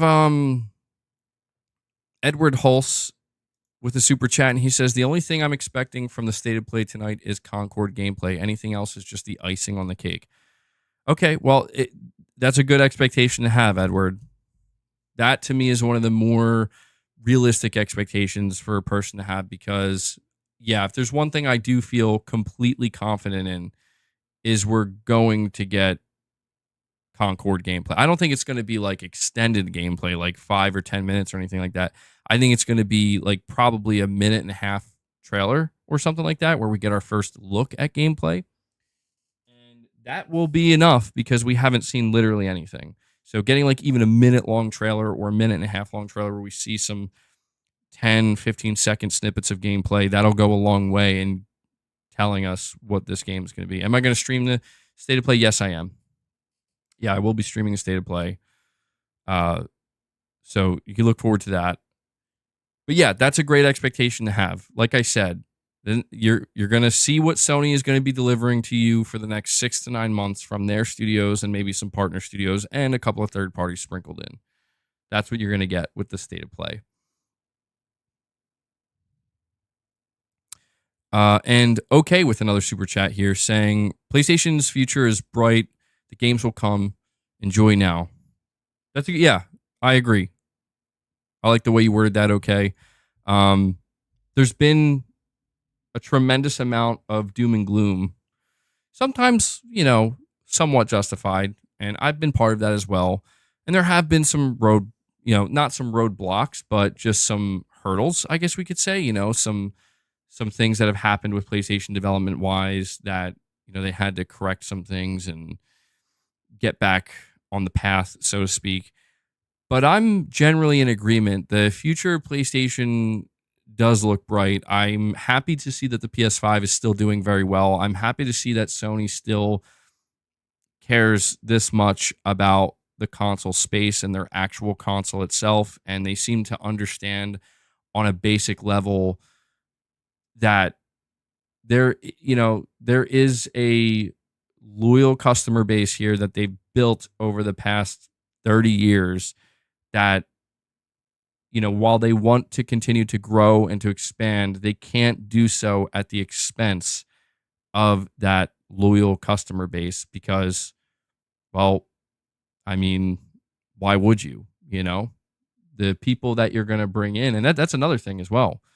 I completely forgot to mention that Sony, during their business meeting and when they revealed their new plan, they confirmed what many of us have been thinking for a long time now. And I also think that Herman Hulst may have kind of low-key revealed that we are going to get a Ghost of Tsushima 2 reveal. Not at this State of Play, but sometime this year, because he specifically said that the hope with putting their tentpole single-player games onto PC is to entice PC players to maybe come over to PlayStation specifically for the sequels.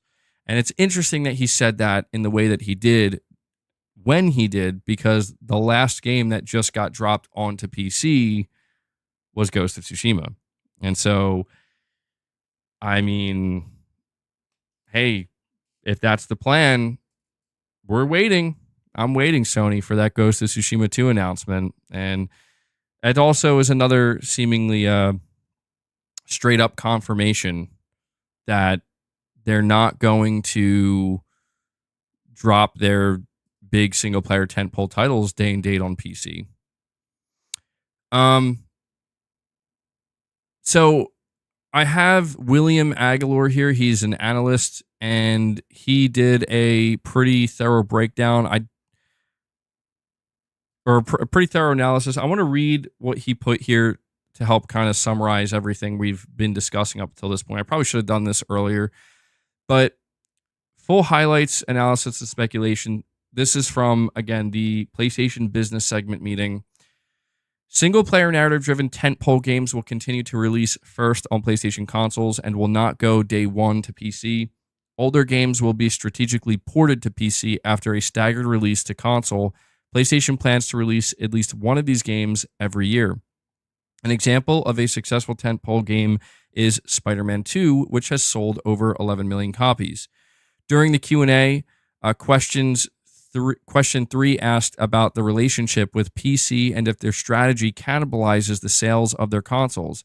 CEO of PlayStation Studios Herman Hulst responded by explaining that new single-player games will continue to release first on console and that PC players that enjoy games ported to PC may become interested in buying a console to play the newer sequels in those franchises. Quote, "We have a dual approach here. On the live service side, we are releasing our titles simultaneously, so day and date on PlayStation 5 and PC, but with our tentpole titles, our single-player narrative-driven titles that are, as you saw on the presentation, the backbone of what PlayStation Studios has delivered in recent years and in our history, we take a more strategic approach. When we introduce our great franchises to new audiences, we're finding new audiences on PC that are potentially going to be very interested in playing newer games, for example, sequels on the PlayStation console platform. We have high hopes that we are not only able to bring new players to PlayStation at large, but into the PlayStation console platforms specifically. End quote. That is exactly what Herman Hulst, again, CEO of PlayStation, that is what he had to say. And I apologize because I definitely should have read this earlier. I feel like I'm doing the stream in backwards order here, so I should have read that earlier. There's more here, though, from William's analysis that I want to go over, but I want to give a big shout out to Waved Max. Waved Max comes in and he keeps this membership train going today. He drops another membership gift, bringing us up to 62. So, Waved Max, thank you so much for that, buddy. Remember, if any of you guys want to drop a single membership gift, it goes a long way. We get a lot of 10 bombs, 5 bombs, 20 bombs from Corey, which are incredible. But, a single gift definitely helps as well. So thank you for that, Waved Max. William continues here. Multiplayer, live service, online transformational games will continue to release day one on both console and PC. Helldivers 2 is a successful transformational game with over 12 million copies sold. The third classification of games are labeled experimental, which will showcase new innovations in technology and target new audiences such as Astrobot games, mobile games, and VR games. PlayStation is hard at work to create a core seasoned team to develop mobile games strategically and are excited to partner with NCSoft along with games under development by Neon Koi. They continue to reiterate that their future goals with mobile gaming will be an additive experience that isn't intended to take away their focus from higher quality console gaming. The PS5 is Sony's most profitable console of all time. There are now an equal amount of PS5 and PS4 players, and the amount of PS5 players will surpass PS4 players this year. PS5 players have higher engagement than those on PS4, and the transition from PS4 to PS5 is going well. PS5 is on track to be one of their most successful consoles in terms of sales and is already their most successful console in terms of revenue. When asked about Bungie, the CEOs explained that Bungie's expertise in network infrastructure has been greatly valuable. It helped them develop live service online multiplayer games, and that while the studio has not yet turned a profit against the cost of acquisition in fiscal year 23, SIE is looking forward to new releases from them, including Destiny 2's The Final Shape DLC and Marathon, which will eventually make the studio profitable. PlayStation hardware accessories such as PS Portal and Accessibility Controller are selling very well and are bringing new players to PlayStation. PlayStation Plus has continued to become more profitable, and more players have subscribed to the premium tier than the extra tier in order to play classic games. With the new PS2 emulator completed, even more games from that generation will be coming to PlayStation Plus for players who enjoy. And yeah, so very good analysis and breakdown here from William Aguilar. Thank you for that, buddy. And again, I apologize. I definitely should have done this in reverse order. I should have started off the stream by reading that stuff off. But hopefully that just helps summarize everything in a clear and concise manner. And I think it's pretty obvious. Well, let me word that differently. It is clear. It is clear what Sony's path forward is now for, I don't know if I feel comfortable saying the remainder of the generation, but at least for the next 2 to 3 years, which could very well end up being the remainder of the generation. We just don't actually know when we're going to start hearing about the PlayStation 6, but at least for the short-term future, we know their strategy going forward. We know what they're going to do, and I had a feeling that this is the direction they were going to take. You know, I speculated ad nauseum about, will Sony go day and date with their games? How important is PC really going to be to them? But I remember saying multiple times over and over again that I just don't see Sony jumping in the deep end like that, like diving in head first. I just don't see them doing it. I think that they're doing it the exact way that makes sense for them, where they're trying to get the best of both worlds. They want to continue to prioritize the console. They want to continue to let the PS5 and in the future the PlayStation 6 lead the way and make them the most amount of money. But in order to continue to supplement that and expand in reasonable ways, they're going to have to take it one step at a time. And that starts with, hey, a live service game. Why would we make a live service game exclusive? and not put it on PC, there's no reason to do so. So don't. When it comes to your single player tentpole titles, there's absolutely a reason to be strategic about it. Because listen, it's clear what Sony thinks, by the way. Let's go back to that question. Would releasing all of your games day and date on PC cannibalize console sales? The answer is yes. The answer is yes. It would slow down console sales. It would hurt console sales. We all, not all of us, but a lot of us believe this, right? But there was always this kind of feeling that, well, maybe that's not true, right? Maybe console would still do just fine, and it would be like no difference. Well, Sony seems to have the belief that no, there would be a difference. It would have an impact on them. I say this because if they didn't feel that way, they would go day and date, especially after what they just saw with Helldivers 2. If they didn't believe that it would hurt their console sales, they would do it. But they do very much believe it will hurt their console sales, and I think they're right. I think if it's like, hey, Spider-Man 2, it's not just a PlayStation 5 exclusive at launch. Hey, in the future, Death Stranding 2, Wolverine, Ghost of Tsushima 2, yeah, they're not going to be exclusive. Like, they're going to be available on PC day one. I think it would absolutely hurt their sales. I don't think it would tank their sales, to be clear. Like, I think they would still sell pretty well. There would still be a lot of people who would pick up the PlayStation console, but there would also, I think, be a noticeable drop, and we would see sales start to lag behind the PS4. And this is also another reason why I don't think with the PlayStation 6, they're going to go day and date, because if they feel this way now, halfway through the PS5 generation, this is probably the safest time for them. Truthfully, if they wanted to experiment and go day and date and see what happens with their single player tentpole titles, this would be probably the safest time for them to experiment, and they're still not going to do it. They're still sticking with this strategic approach of, we will put those games on there later to entice you for the sequels. Like, it's been made clear what Sony wants to do. They want to extract money from the PC market mainly through live service. And the main goal of their single player games being put to PC is to possibly convince people to come to PlayStation. That's it. That's their strategy. That's going to be their strategy seemingly for the remainder of the generation. And that's their plan. Now, is that the most surprising thing?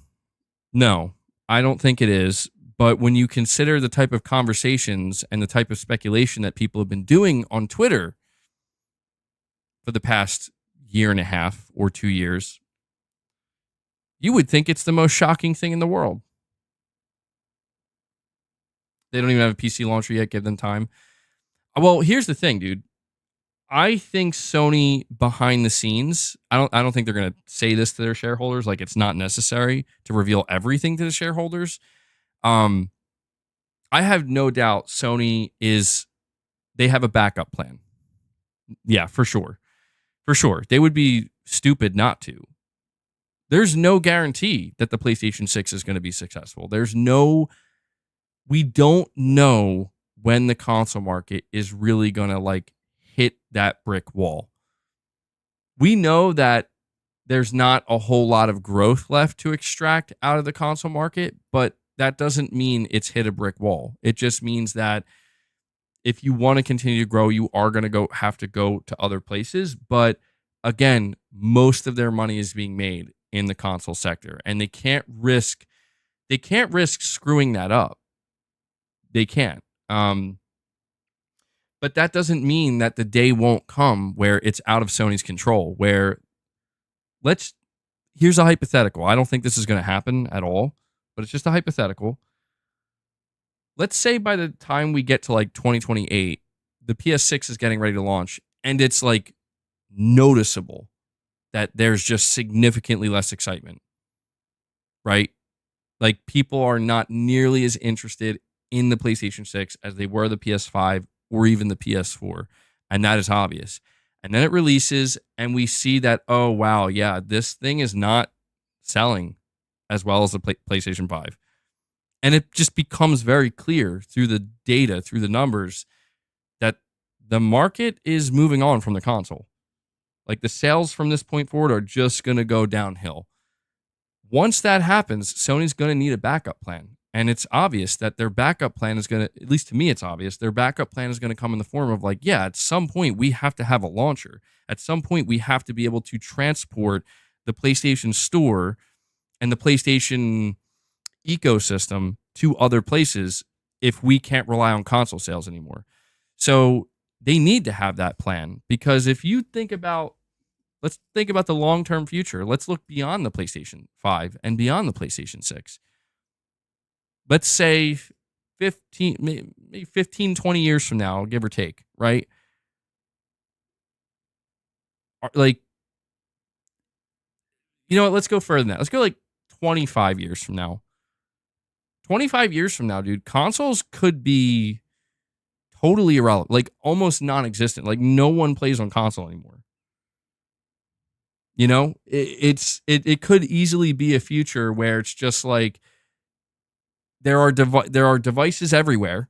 Everybody has devices, and you just open the PlayStation app, and when you open that app, you are in the PlayStation ecosystem, and that app is available literally everywhere. That is the future for all of this, whether we like it or not.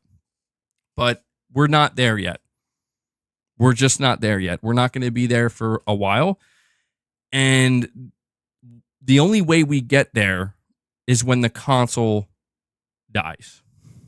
That's it. Like when the console market is done and people are true, like it's multiple generations later, and you know, kids literally have no idea what a video game console even is.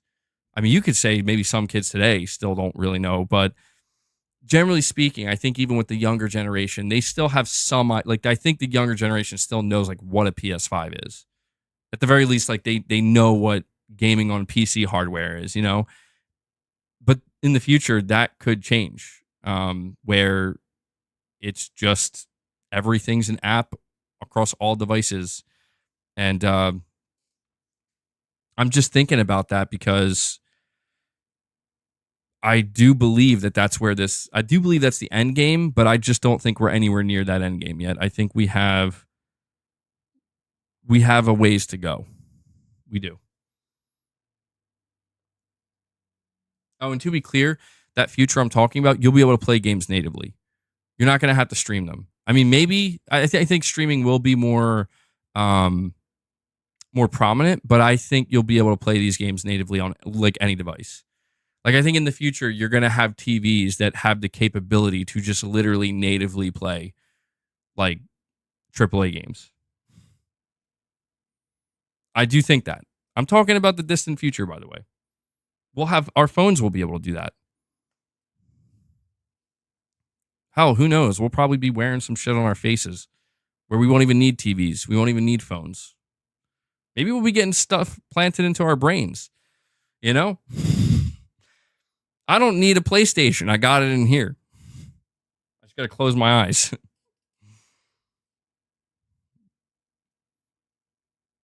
Quantum tech. Yeah, maybe I'm thinking like way, way, way distant future.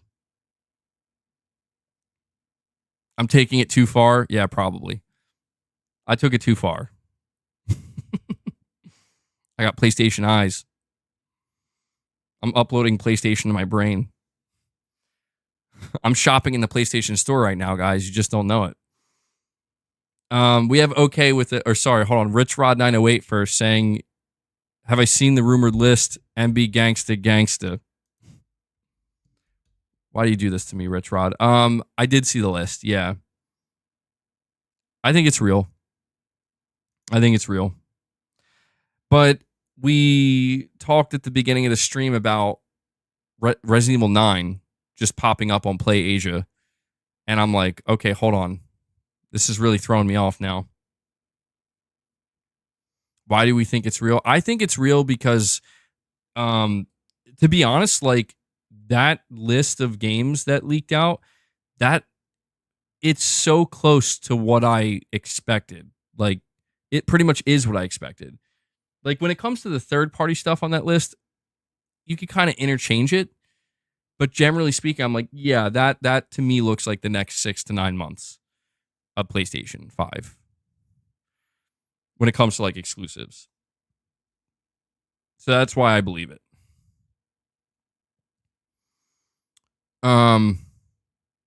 Okay, we have another super chat here from OK saying eventually the medium of delivery becomes irrelevant and only the quality of the game will matter. Yeah, I think so. I think so too. But the thing about that is like when we say eventually, I think we have so much time. You know, so much time before that happens. Like multiple decades, I would say. I mean, I don't know. Like maybe it could come sooner than I think. Maybe I could be in like my 50s or something and it would happen. But I'm thinking I'll be like even older than that. I might not even care at that point. But I probably won't. I'll be old. Be like old Snake. Well, hey, whoa, 8-bit retro monkey. I'm not trying to go dark here, bro. I'm not trying to go dark here.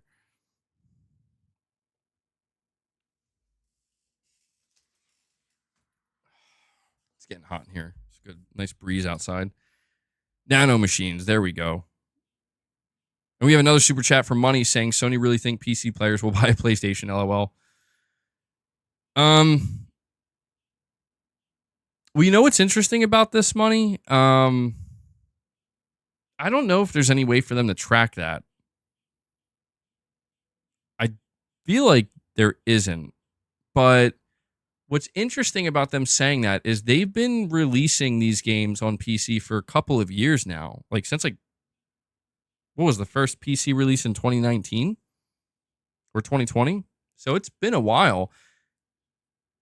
They seemed, there's something there that's indicating that this is a thing, apparently, you know?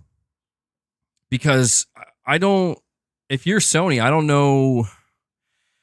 know why you would say that after releasing a bunch of games on PC over the course of like 4 or 5 years, if that wasn't the case. You know what I mean? Unless maybe they're just simply trying to say that, like, look, we really don't want to do that, and so we're just going to kind of put this reason out here as to why we're not. That sounds good enough, right? It could be that, but I think some PC players will, for sure. I do. Not a lot, but I think some will. And I think Sony's kind of okay with that because here's another thing we have to keep in mind. These games are doing, not all of them, but look at how well Ghost of Tsushima just did, dude. That's 4 years, practically. Nearly 4 years after it launched on PlayStation. And it's doing this well. Oh my God. Yeah, dude. Bloodborne's going to be the one to do it. Oh, dude, I feel so sorry for PC players who want to play Bloodborne 2. Like, PC players who don't like console, you are going to have to buy a PlayStation 6 for Bloodborne 2. Yes, you will. Yes, you will. Yes, you... Dude, think about it. Why do you think we haven't gotten Demon's Souls on PC? Why do you think Demon's Souls still is on... Sony's sending a message. They're sending a message, bro. Demon's Souls still isn't on PC, even though it's a game that would make total sense to put on PC because they're like, you ain't getting no From Software developed PlayStation games on PC. Maybe they will. Maybe they will. I'm quite surprised that Demon's Souls hasn't made its way to PC yet.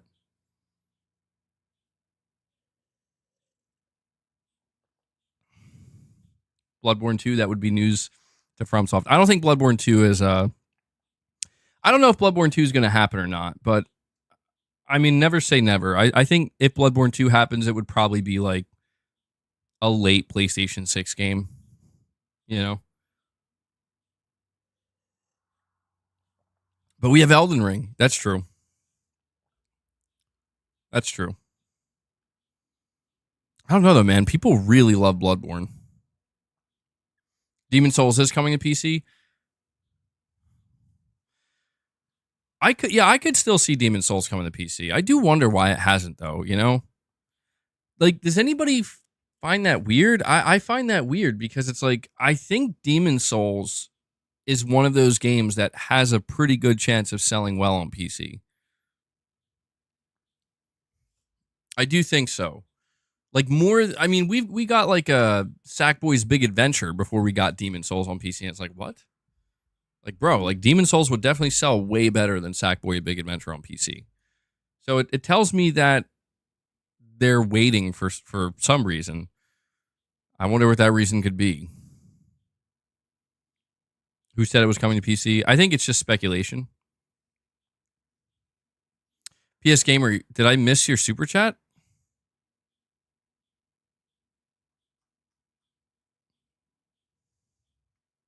PS Gamer, did you do a... Oh, okay. Why did it not notify me? Sorry about that, PS Gamer. That's concerning. Why did that not notify me? Thank you for the $3 tip, by the way. Yeah, so I forgot to mention this. You can tip me directly through the pinned comment at the top of the chat box. It's an alternative way. You can basically super chat, but 100% of what you're donating goes to the content creator. PS Gamer tips here, $3. Say, hey, MBG, did you talk about the PlayStation Studios' new strategies? Bluepoint looks like a supportive studio now. Bend and Guerrilla are multi-genre, not narrative, studio focused only. You know what? I know what you're talking about. I can't find the screenshot for this. Let me look it up and see if I can.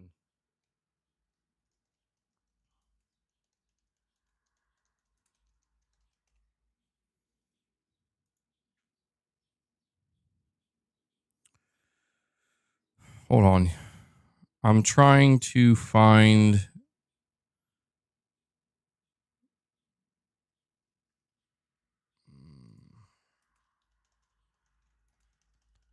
I thought that was interesting too when they showed. Yeah, here we go. Okay, I have it up now.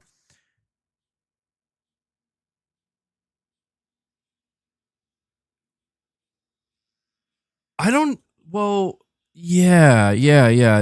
Bluepoint Games is listed under partner studios. That is.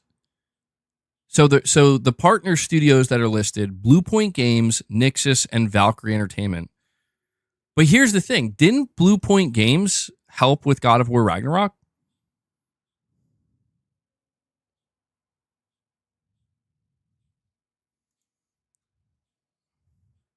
By the way, I'm gonna replay this. There we go. That was the tip from PS Gamer. Thank you, buddy. So I think maybe they have Bluepoint listed as a support studio because they helped with a game like God of War Ragnarok, but yeah, because okay, they have single player narrative focus. Here are the studios that they have listed for single player narrative focus: Team Asobi, Insomniac, Santa Monica, Sucker Punch, Naughty Dog, Fire Sprite, Housemarque. Partner studios: Bluepoint, Nixxes, Valkyrie Entertainment.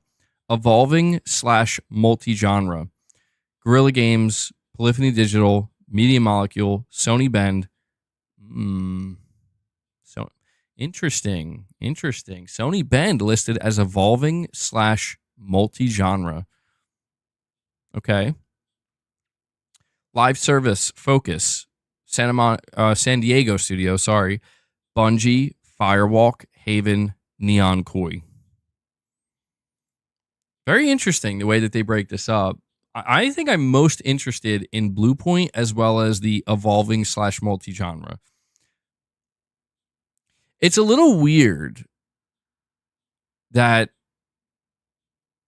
like, does anybody find it a little strange that Polyphony Digital is not listed under live service, but is listed under evolving / multi-genre? That's really strange to me because Polyphony Digital only makes one game, and it is a live service game at this point. So, I don't know. Is Polyphony Digital working on something else at this point? And then, yeah, we have Sony Bend in there as well. Sony Bend evolving / multi-genre. So we know there were... See, that's what's interesting is people are wondering if Sony Bend is making a live service game. I don't think so. Because if they were, I feel like it would be under live service focus. But instead, it's under multi-genre. So, I mean, I don't know. Single player with some multiplayer, maybe?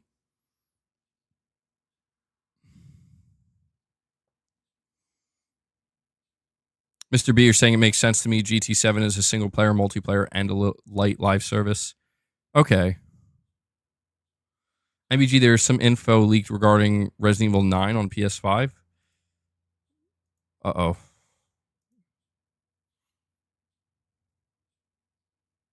Can you tell me where I can find this? Where can I find this leak? Is it what we talked about earlier, or is it... Because we did discuss this earlier. Is there a new leak? I'm really interested about this Resident Evil 9 thing. No leaks. Yeah, I don't see anything on the Gaming Leaks and Rumor subreddit. You're saying it's on Reddit. Wait. I'm here now. I don't see anything. Let me check new posts, maybe.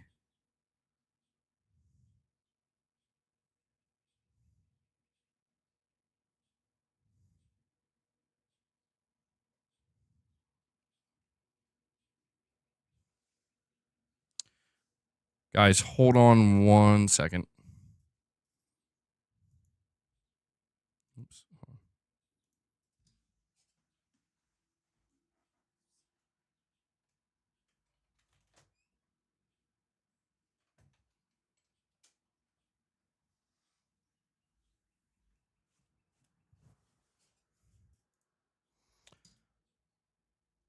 Yeah, I'm not seeing anything on Reddit about it. Unless is on the PS5 Reddit.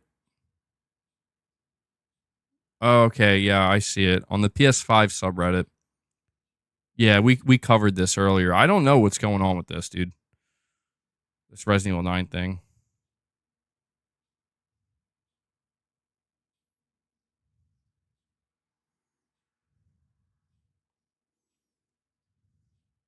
A lot of people are saying this seems completely fake for the Resident Evil 9 thing. And I don't know. It does seem pretty bogus, to be honest.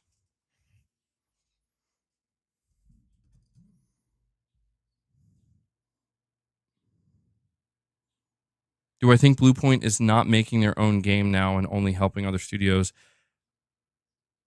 I sure as shit hope not. Oh my god, dude, that would be tragic. Listen, at the very least, if Bluepoint can't make their own game, like it's just not working out for them, they need to at least be dedicated to being a remake / remaster studio. There's no way they should ever be relegated to just being a support studio. That would be fucking wild. That would be wild.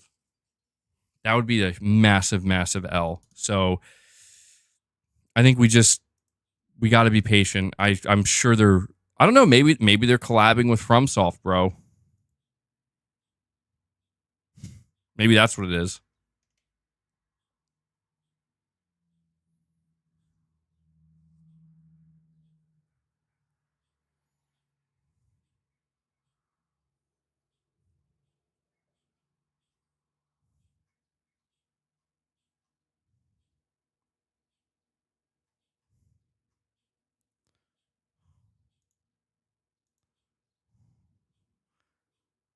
Metal Gear Delta. Dude, we need Metal Gear Delta.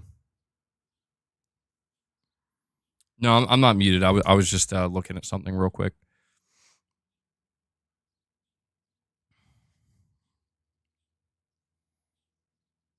So I don't think Metal Gear Solid Delta is going to show up during this state of play. Unfortunately, I wish it would show up, but yeah, that's the thing. Apparently, Metal Gear Solid Delta is supposed to come out this fall, but like we haven't really seen much of it or heard anything recently.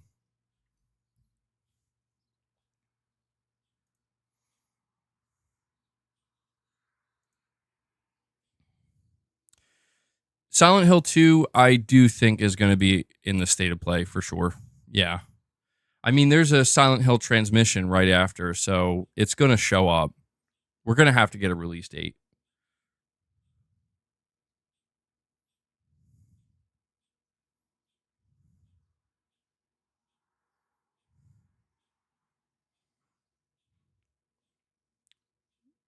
You're saying they're reserving Metal Gear Solid for another dedicated state of play or something? Maybe it'll be a PS5 Pro game, dude. Maybe that's it.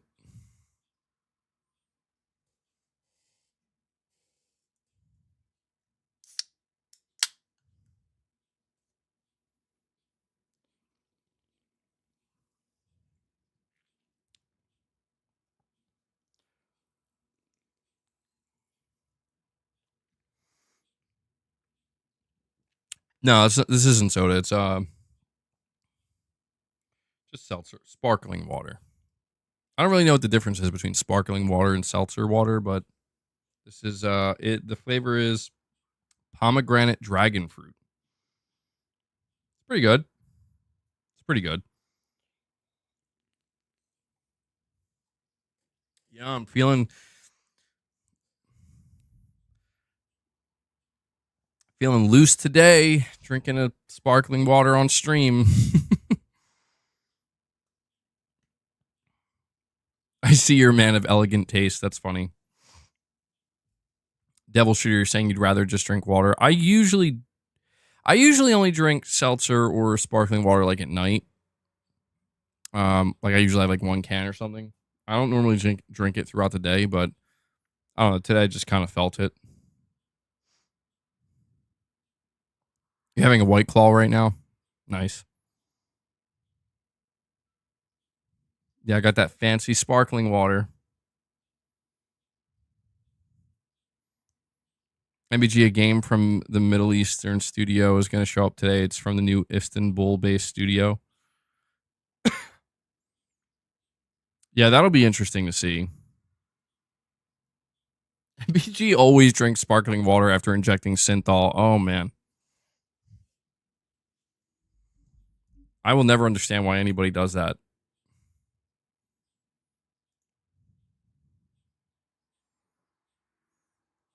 All right, guys. So here's what we're going to do.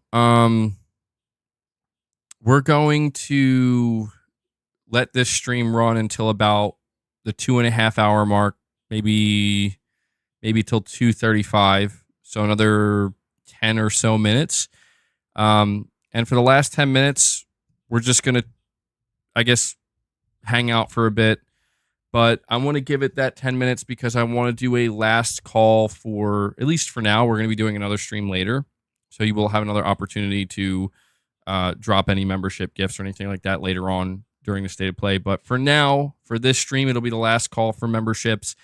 Keep in mind, anybody who gifts memberships, you are giving access to the members lounge to anybody you gift the membership to. Or if you want, just become a channel member. You will gain access to the members lounge. We're going to be moving over to the members lounge after this, right after the stream ends. So we'll do a last call. We're currently sitting at 62 members. Thank you guys so much for showing amazing support today. Let's see if we can get that up. I don't know. Maybe we can crush a third goal before the stream ends. Do a recap.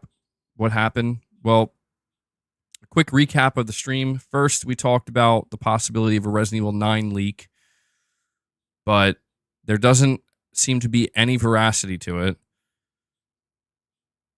And then we talked extensively about PlayStation's new plan, We talked about how they view the console, how successful the PS5 console still is. We talked about their view on PC, how they're maintaining the strategy or continuing with the strategy, at least for the next couple of years, with how they're approaching PC. And we definitely talked about a little bit more than that, but generally speaking, that's basically what we discussed today. And we did talk a little bit as well about the leaked list of games that are apparently going to show up at the State of Play, but I didn't cover the list specifically. I didn't cover like each game just because it seems real and I don't want to spoil it for everybody, just in case it is real. But I did say that I do think that list is real.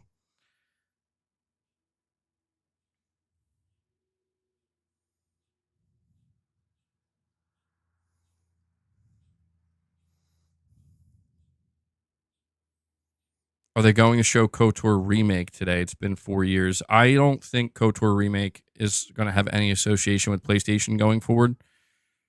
And I don't think we're going to see it anytime soon. I think that was a partnership that Sony tried to strike, or they did strike with Disney, and I don't think it worked out. Too many development issues. I think Sony just distanced themselves from it.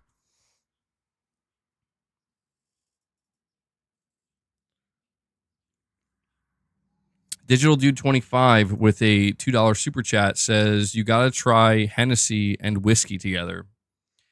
Nah, I don't drink alcohol, Digital Dude. Honestly.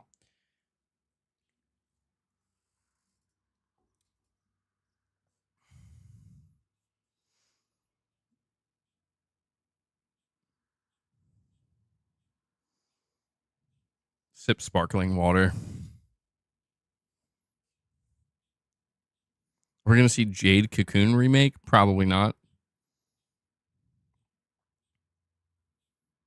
Probably not.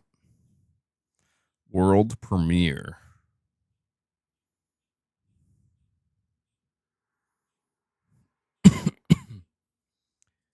Baby Steps, Game of the Year 2025.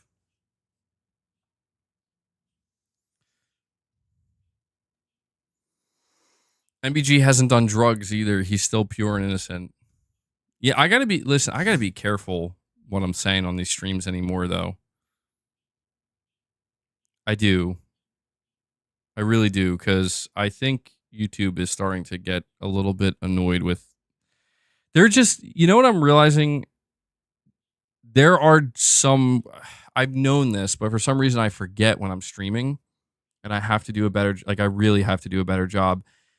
There are some words you just cannot say. Literally. Like, there are just some words you cannot say. And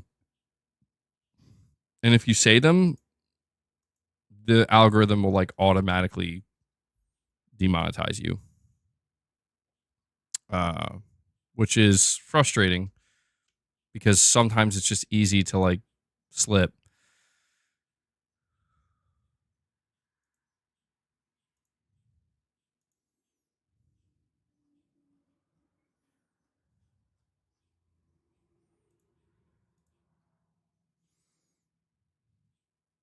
I get like certain words that are just like blacklisted in a way.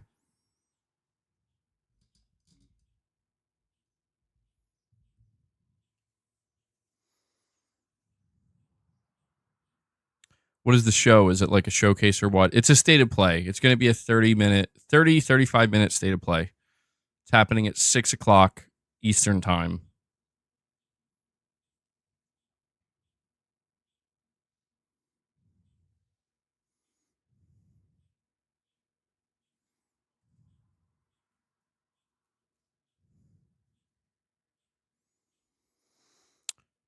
All right, so we're about to hit the 2.5 hour mark. So this is where I'm going to call the stream. Again, we're going to be moving over to the members lounge. So if you are a channel member, if you do have that badge next to your name, that members lounge is going to go up right after the stream ends. I might keep it a little bit shorter today just because I will be streaming again later on. So if you are a channel member, I hope to see you over there. If you're not a channel member, come back later when we stream the state of play. And yeah, that's going to do it for this stream, guys. I hope you enjoyed it. I hope you found something here useful, if not maybe entertaining. But yeah, I hope you enjoyed the stream, generally speaking. I want to just thank everybody for their continued support. We hit 62 members today. Thank you to everybody who gifted a membership or became a member. And also a big thank you to everybody who super chatted. I couldn't do what I do here without your direct support. You guys are the sponsors of the channel. So again, thank you so much for everything you do for me, this community, and boss. And so also want to give a shout out to Devil Shooter. He does the timestamps for the streams. If you see him in the comments, show him some love, give him some thanks. I know he really appreciates that. But yeah, that does it for this stream. One last reminder, come back later today. We will be streaming the State of Play. And right now we're going to go head over to the members lounge. So to all my members, I'll see you over there. To everybody else, have a good one and take care. I'll catch you in the next one, which is just a couple of hours from now.